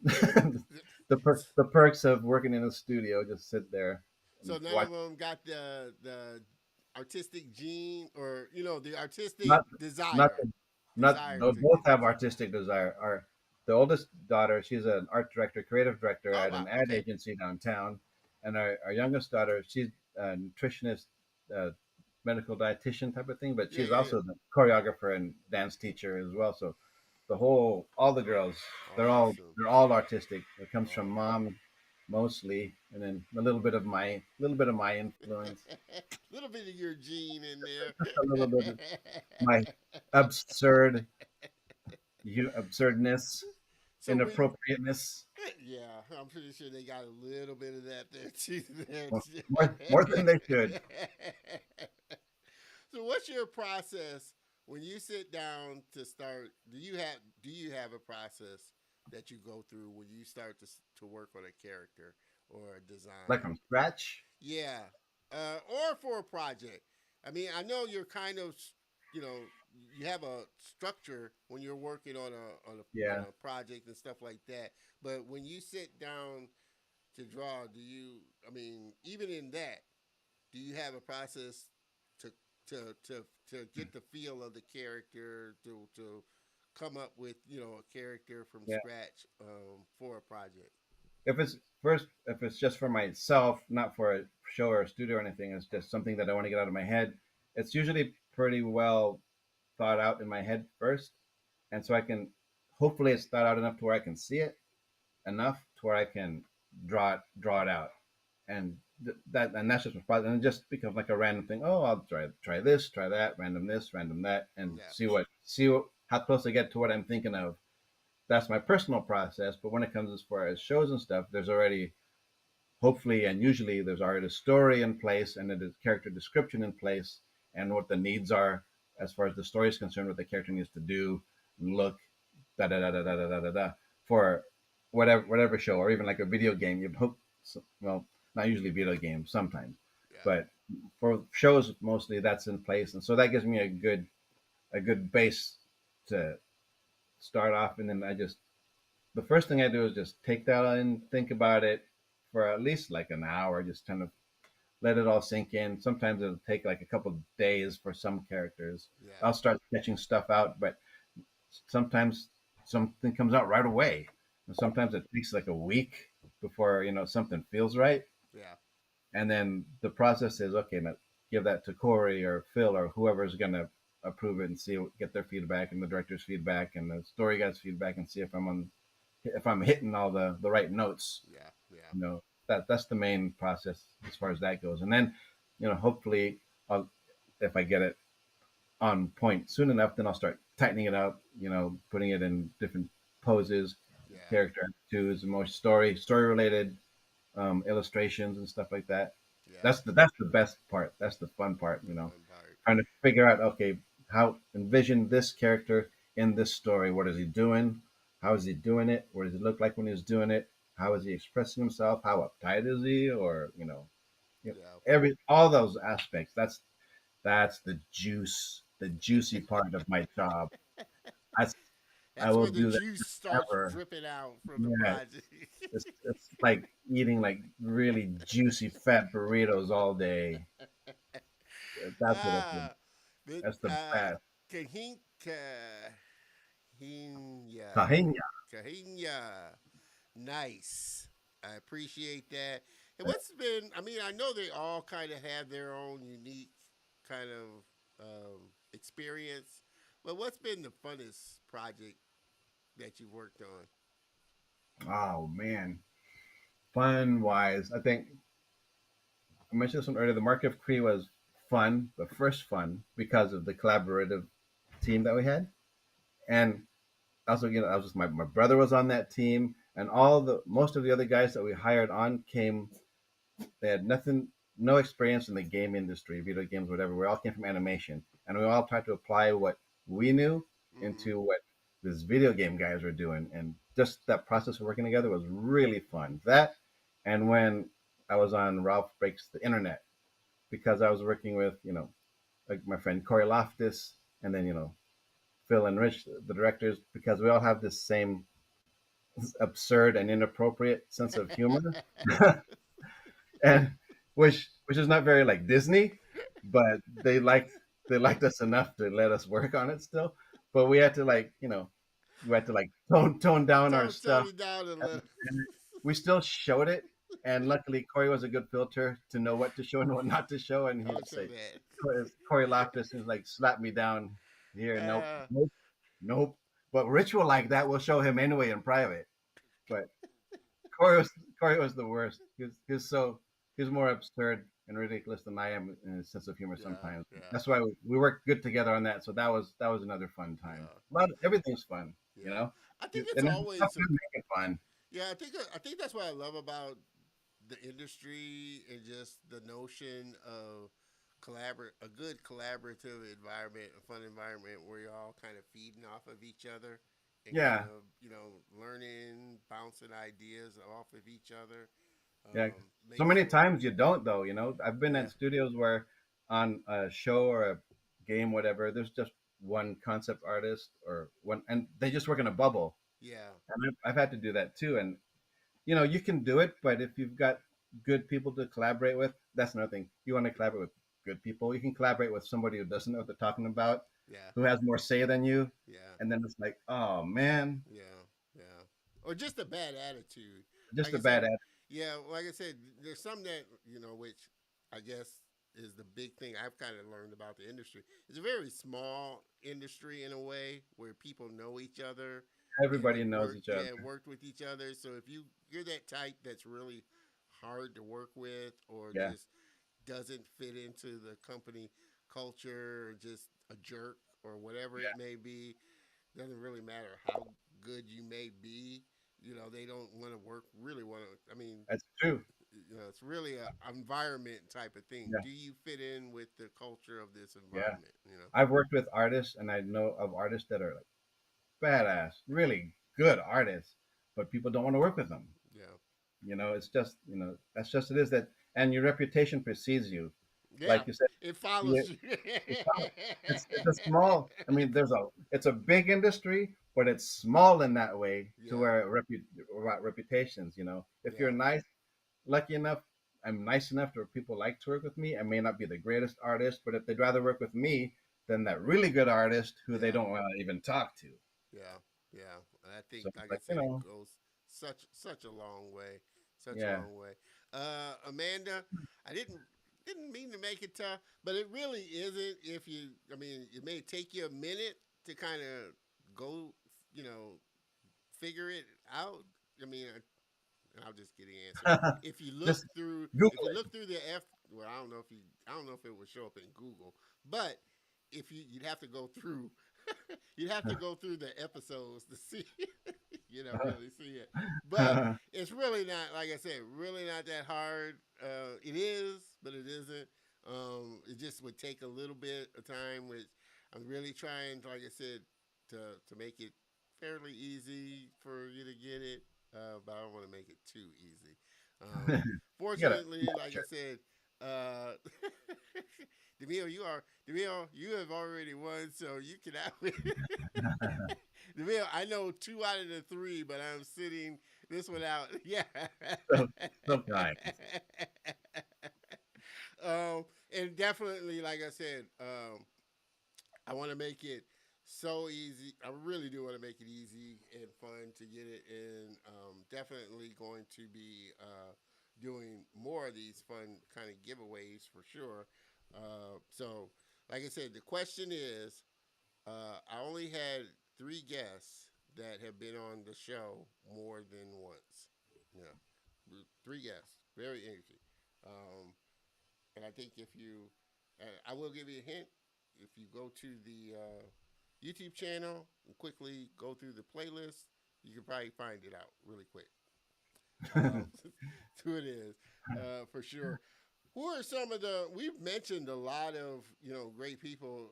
Has there been any one person that's inspired you, or anybody that you've really whose work you Yeah, really looked at that a, really pushed you? a lot, a lot. Like growing up, I had a lot of influence, but I mean, so this like back in the day before internet, and I was inspired a lot by obviously like the Nine Old Men, mostly Milt Kahl, Mark Davis, John Lounsbury, specifically, but then also Ward Kimball's, you know, I don't know if you remember the Asterix and Obelix or Yeah, Tintin comics, but like yeah. Albert Uderzo, Norman Rockwell was a big influence growing Mm, up. yeah. Ed Benedict from Hanna Barbera, the old Mm, school Hanna Barbera stuff. Reen Portfleet, the guy who did remember those gnome books? He yeah. did the gnomes. Him, like Brian Froud. I was, and I got inspiration from all of those people growing up. And then once I grew up, they were still my influences. But now that I'm grown up and there's the internet, I'm inspired by. It's just endless. I see so many artists now that inspire me, like and kids, young kids, freaking Yeah. knock my head off. I can't believe I want to grow up to be like that kid. Oh man, I was like, yeah, there's some of the creators now. It's like, and then you learn, oh, he's 15 years old. Yeah, God, dog it. it's like wow. I just bow to them. To you're the bomb. Oh man, but Whatever you do, I want to I, see it. but like you said, I think that's the beauty of the internet, and can also be a danger for some because they well in the sense that they let it they get into this comparison mode. Well, my work Yeah, isn't good enough. As opposed to letting it inspire them, they yeah, get intimidated or let it, jaded or yeah. pissed off that their work isn't up to that level or this and that. A lot So of mimicry. yeah, it can be a dual edged sword Yeah, kind of thing. Depending on how you let yourself one way slide yeah. one way or the other. You can let it And it's fine inspire. to try to mimic. That's you learn by mimicking, but don't just bite somebody's style and make that your style. Now, I Yeah, mean, make your own style, but be influenced by what you're liking that style, but don't just copy that style and make it your own. yeah. I see that a lot. It's like, oh, you got the talent to mimic that style, but what do you got to offer? Yeah, You know? yeah, and I think that's where just continuing in your art, you'll come across your style because everybody starts from who they like or Yeah. what inspires them. Because I know when I started doing kind of comic strips, it kind of didn't wasn't exactly like but Peanuts inspired me, so you can kind of see it woven in my Yeah. kind of comic strip. But Yeah. as you The do it more, sensibility is there. yeah, as you do it more, you'll develop and find your own style. For you, did it take you kind of a minute to find your style of how you Uh, drew?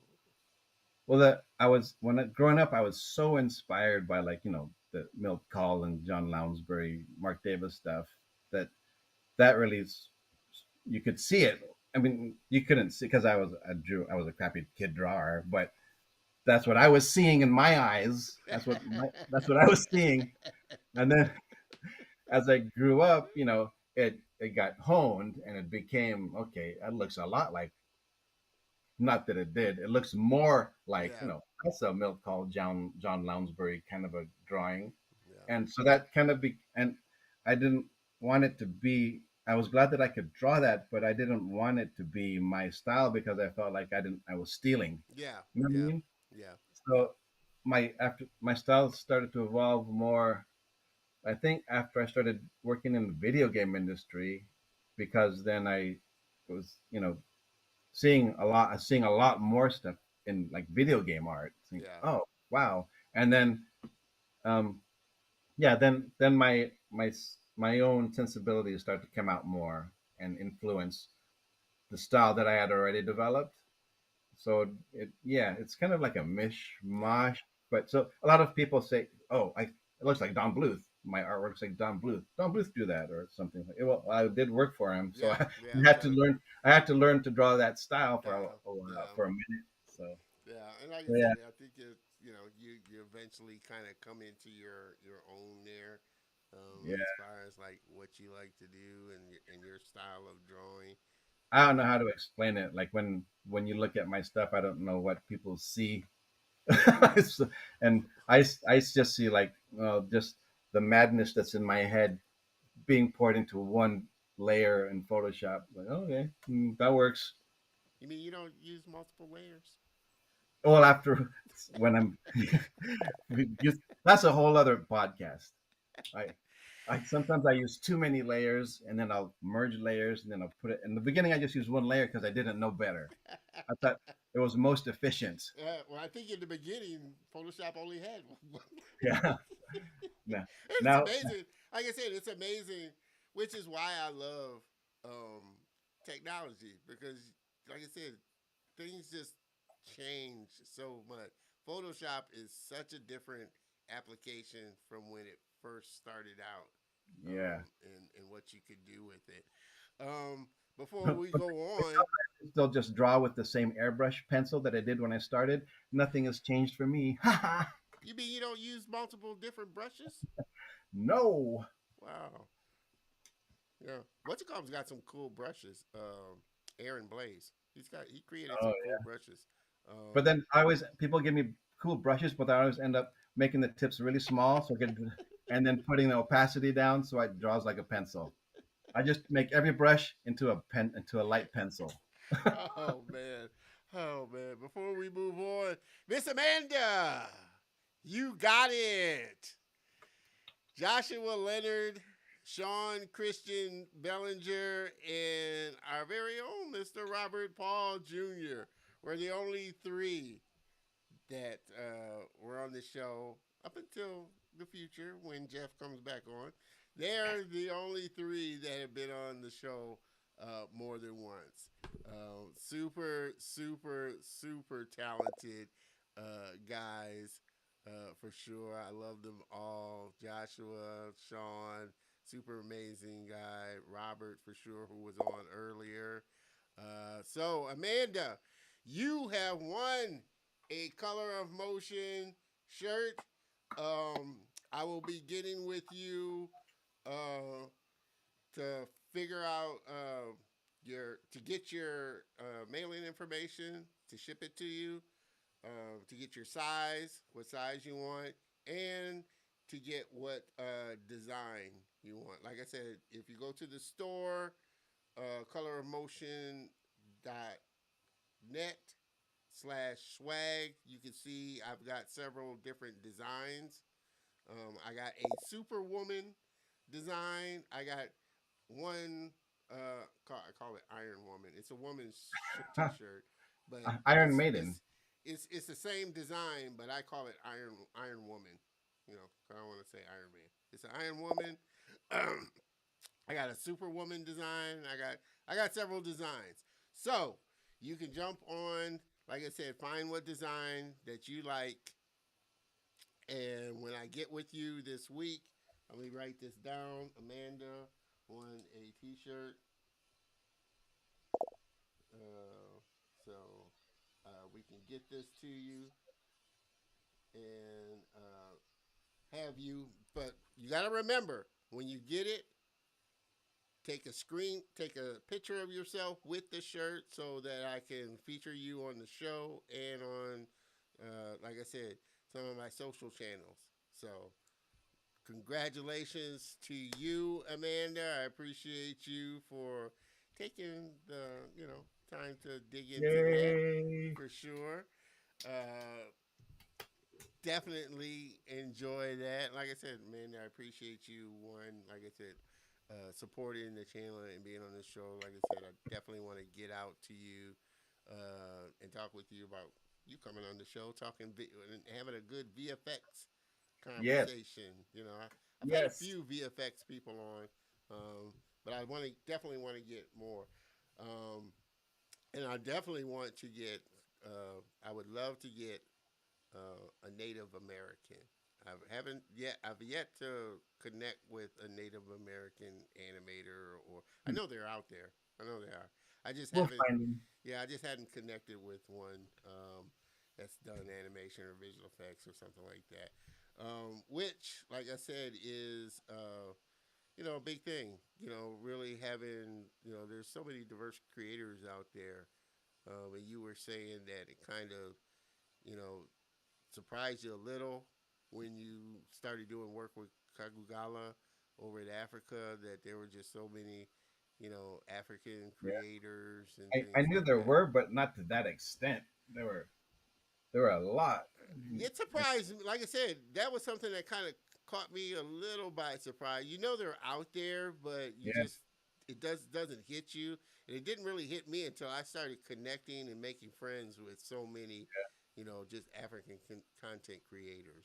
I think they just recently got funding for their first full-on animation studio in Lagos. I think. Yeah, really.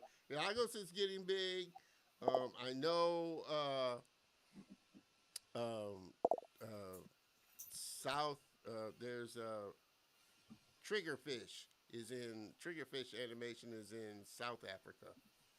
Oh Um, yeah, yeah, yeah, and they're big. And like I said, there's certain spaces that are getting bigger now. Like I said, I think as the infrastructure starts to expand out and more money is put into more places, you'll start to see a lot more things come out. I think that's but again, I think that's the beauty of this time. You don't necessarily have to kind of get partnered up with Disney or get to Disney. You got YouTube. You got all these channels out to yeah, put your content out there. yeah. And trust me, your content's good enough, they'll come looking for you. Yeah. Do a GoFundMe or something too. Yeah, GoFundMe to fund what your projects, or Patreon to fund your project. There's so many.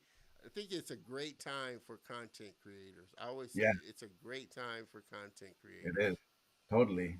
You know, I'm always excited to see. There's always something new every couple of weeks, every month. There's something new to see that somebody's made. yeah.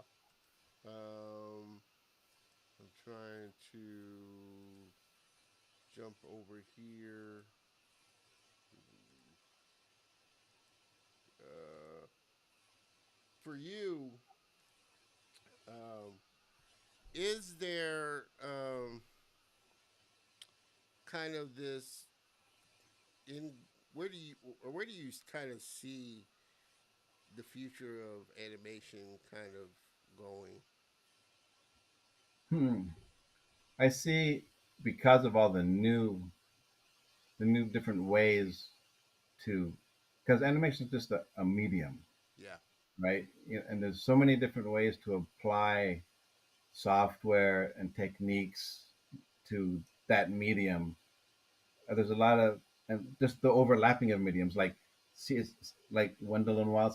It's there's CG and there's like real stop motion puppets and yeah, 2D and there's CG animation that's made to look like 2D. full on 2D or Yeah, CG or 3D animated puppets. You know what I mean? So there's a lot of overlap. I think 2D itself, hand drawn, is going to come back. I think there's waves. yeah, It comes in waves, and sometimes the waves are different, and there's different waves in between those waves. But I don't think it's going anywhere. I think it's just gonna. It's always it's not going to be the way it used to be. It used, just 2D is king, and then there's 3D, and now they're neck and neck kind of a thing. I think everything is melded in such a way to where the medium is just going to keep getting better and more interesting. You know yeah, what I mean? yeah. There'll always be 2D. There'll always be CG. And I think that's like I said, and I think that was, of course, that was a big thing. Like I said, when 2D or 3D first came out, 2D Yeah, felt like, and that was the thing they heard from a lot of the animators at Disney. They felt like they were just going to get pushed out of their yeah, job because 2D they was or 3D was going to take over. And I don't think it's one thing or the other. Personally, I think it's whatever medium. It's just like you said, it's a yeah, medium, it's a tool, and yeah, whatever best serves your story yeah. What works is for really, you? yeah, what is Yeah, really style. And now you're starting to see a lot of them. yeah. Some of Amanda, the 2D animators they left without even trying. yeah, Some without even tried. trying to learn 3D and how it Yeah. can, progress your story. You know, Yeah, some tried and realized they didn't like Andres Deja, great one of the best greatest animators. He just found it wasn't for him, but he yeah, tried it. At least he tried it. yeah, yeah. And then some of the guys tried it and fit right in. They're still there doing it. Yeah, yeah, and like I said, 2D is not going anywhere. Mm-mm. 2D is here, just like 3D, just like you could tell there are stories out there now that are being told um, through Yeah, VR, yeah. immersive Oh type yeah, thing. So that too. there's tools that are just there to tell your story, whatever story that it is, and Yeah, you just, it may not be for you, but that doesn't necessarily mean your style that you do love is going to the way of the dinosaur. It's yeah. not. And like the 2D pioneers like Sergio Pablos, and Spa, and look at Klaus. He's gonna make sure that 2D is not going anywhere. Yeah, Thank, yeah, thank you. yeah. And like I said, you're always going to have those creators that are like that, are not. Yeah. Amanda made a great point. Jeff, have you watched No. Wendell and Wild? And I just saw that on Netflix myself, and I was Yeah. thinking, wow, that looks pretty cool. I got to watch After that. So, Probably watch it after this. We're going to my kid's house. yeah. I'm gonna probably watch it there. I can't wait. I've been waiting for that. Yeah, another, like you said, there's so many different styles: stop motion, Yeah, claymation. And like I said, it's just whatever the creator, how he wants to tell his yeah. story. You know. Like animation's not like a category. At the Oscars, it's a medium to tell stories. It's filmmaking. You Yeah, know. yeah, it is. Uh, the reviews, yeah, like I said, it just came out. The reviews are so good. Some of the artists from my studio. Oh, okay, Oh, cool. I nice. recommend watching it. When you do, I may do a review on it Oh, on the that'd be channel. cool. Do a review. When you do, tell Don what you think. I would like to know. Definitely. Uh, like I said, plan on doing a review. I was going to do a review of Arcane. I may still do it. Like I That'd be said, good. add that as part of my content. Do reviews of animation and stuff like that. So, I'm still like gonna I watch the said, season of that. it's such an amazing time. Like I said, I Yeah, just love seeing the creators out there. it means Everybody it's a lot of work. I don't think people, like I said, I think people, you know, don't really get the amount of work that goes into animation, Oh for such a man. short period of time, that's on the screen, the Yeah. amount of drawings, the amount of works, it's a lot. We have a good friend in Hawaii. He's a national treasure over there. He's a storyteller, musician. But he called me the other day. He goes, "Hey Jeff, I want to do this story of Kamapua'a and Pele and this and that. Can you talk to one of your producers over there at Disney or wherever at Netflix and see how we can get this going. And when we can start working on it and go ahead and start working on character designs and see how much it costs to get us. I need somebody to write the script." And dude.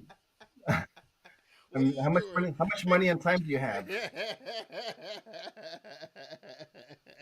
Come on, is this a film, a short story, Oh a man, series? oh man, oh man. Yeah, It's just it's like it's a little more involved than that, So I yeah. love him to pieces, but we'll do it one way or another. Oh Lord, I tell you.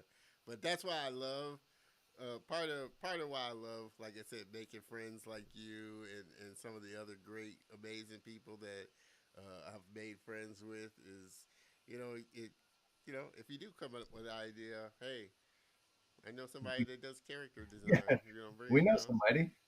But again, like I said, it you approach it like you have to approach it like, okay, what am I doing? What am have I written a story? I'm not just gonna say, like your friend, hey, Yeah, you need to get a writer. You need to start a character design. You need to do this.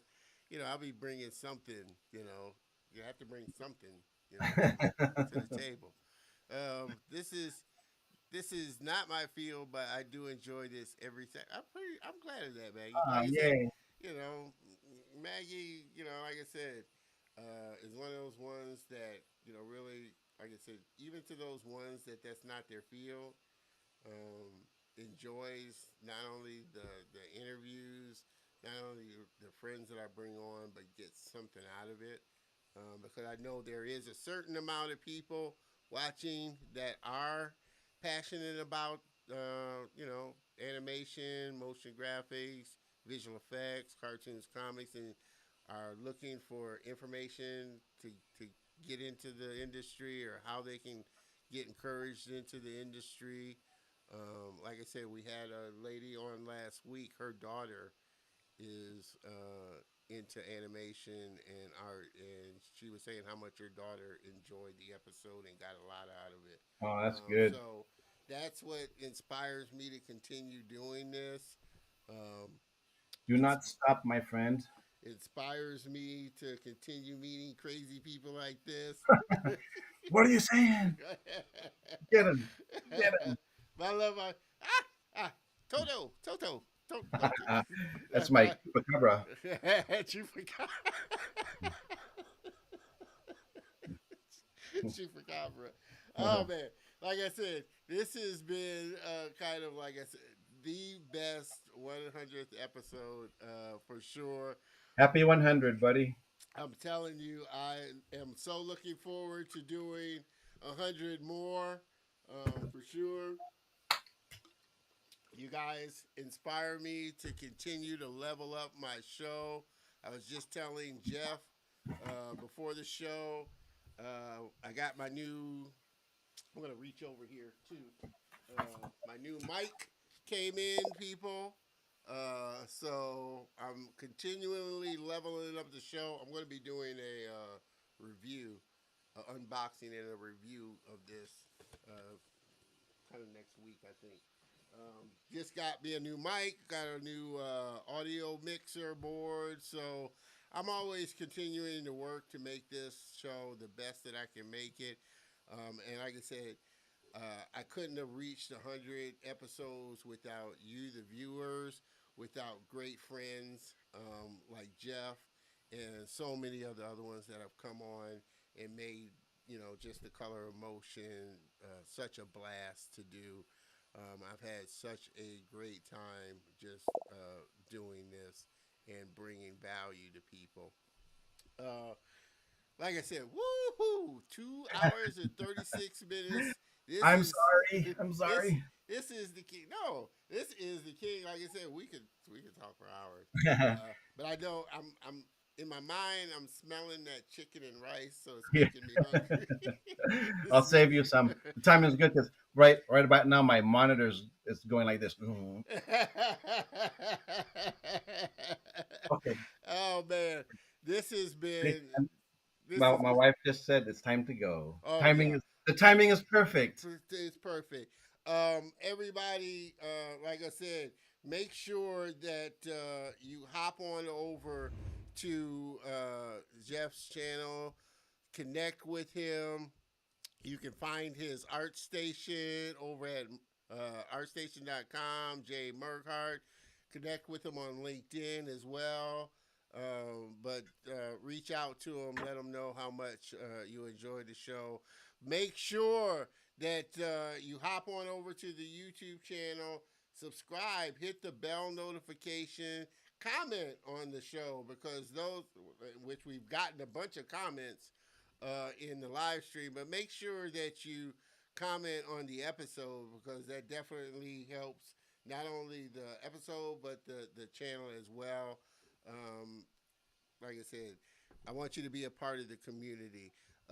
Jeff, it's been, man, brother, an honor and a pleasure just having you on the show. Like I said, Thank I you. cannot thank you enough, brother, for connecting with me, being friends, and just coming on the show, making this 100th episode such a blast to do. It was my honor. Thank you, Don. Anytime. Yeah, if you could hang, I know your wife's calling you, but if you could hang out for just 1 second while I close out the show, I would appreciate it so much. Yeah, if you could. If not, trust. Let me know. I'll hit you up. But if you could hang out in the green room for just a second there. I'll Uh, be in the green room. Again, everybody, make sure you hop over to the YouTube channel. His links will be over there where you can connect with him, find more of his work and everything like that.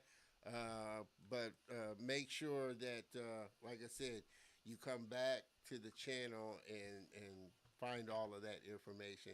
Everybody, please help me thank again my very special guest and friend for making episode 100 the best, Mr. Jeff Merghart. Thank you so much. Hang out for a second, Jeff. You can go catch your wife, but if you don't sign off for a second, Okay.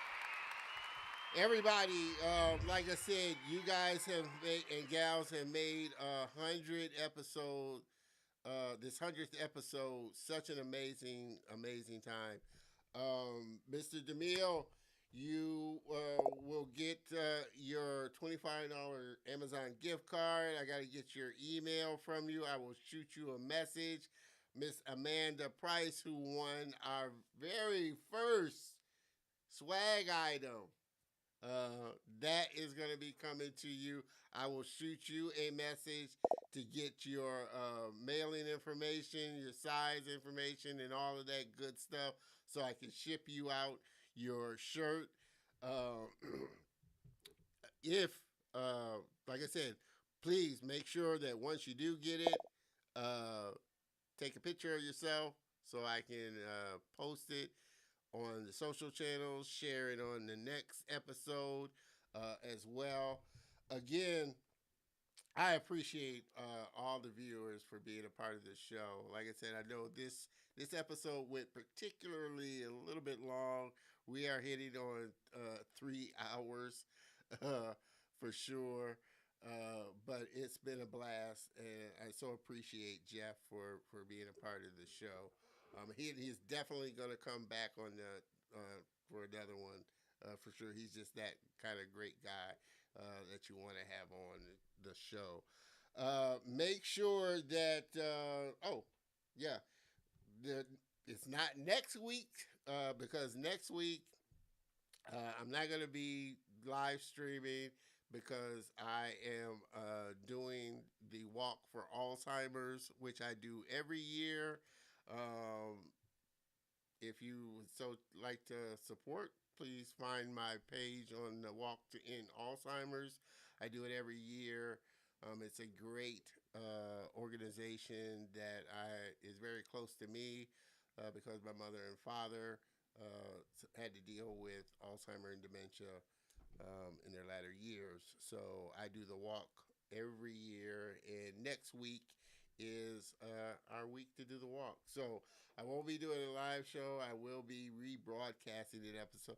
I may do a kind of like a compilation uh, video to broadcast of all some of the past episodes, but it will be a broadcast. But the week after, we have very special guest uh, coming on the show, Andrew Kagia from Africana Studios. He's a filmmaker, animator, game developer, one of those African creators that we were talking about on the show. Another super talented guy. Wait till you see some of his work. He is working on an animated short. Amazing. So make sure that you tune in. I think it's the 14th. I'm going to replay that again. It is the 12th. Not next Saturday, but the following Saturday, he will be on Mr. Andrew Kagia. It's been a long 3 hours. But he will be on the show for sure. Like I said, amazing animator and filmmaker. So looking forward to sitting down with him and having a great conversation.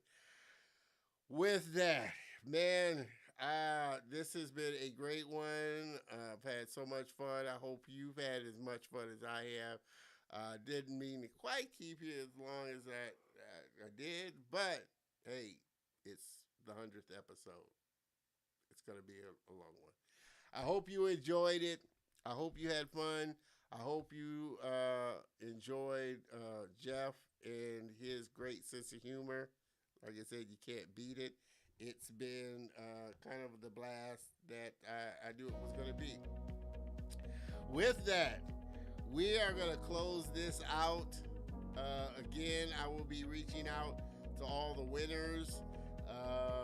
I may do another little raffle, during the week. I don't know. We'll see. Like I said, I appreciate all of you that's always supported the show, that continues to support the show. I couldn't have made it to 100 episodes without you. And I definitely couldn't have made it without all the great friends that I've had on the show for sure. So thank you, and thank you. With that, I'm going to close out this one. It's in the books, 100, and next week won't be officially 101. Officially, it'll start with Andrew, but man, I'm looking forward to the next 100 episodes. What can I say? Well, you all have a great weekend, a great week, and like I said, I guess I'll see you the week after next. Again, jump on my Alzheimer's page if you would like to support this great association. But I probably will be doing some live streaming from the walk. I usually do every year.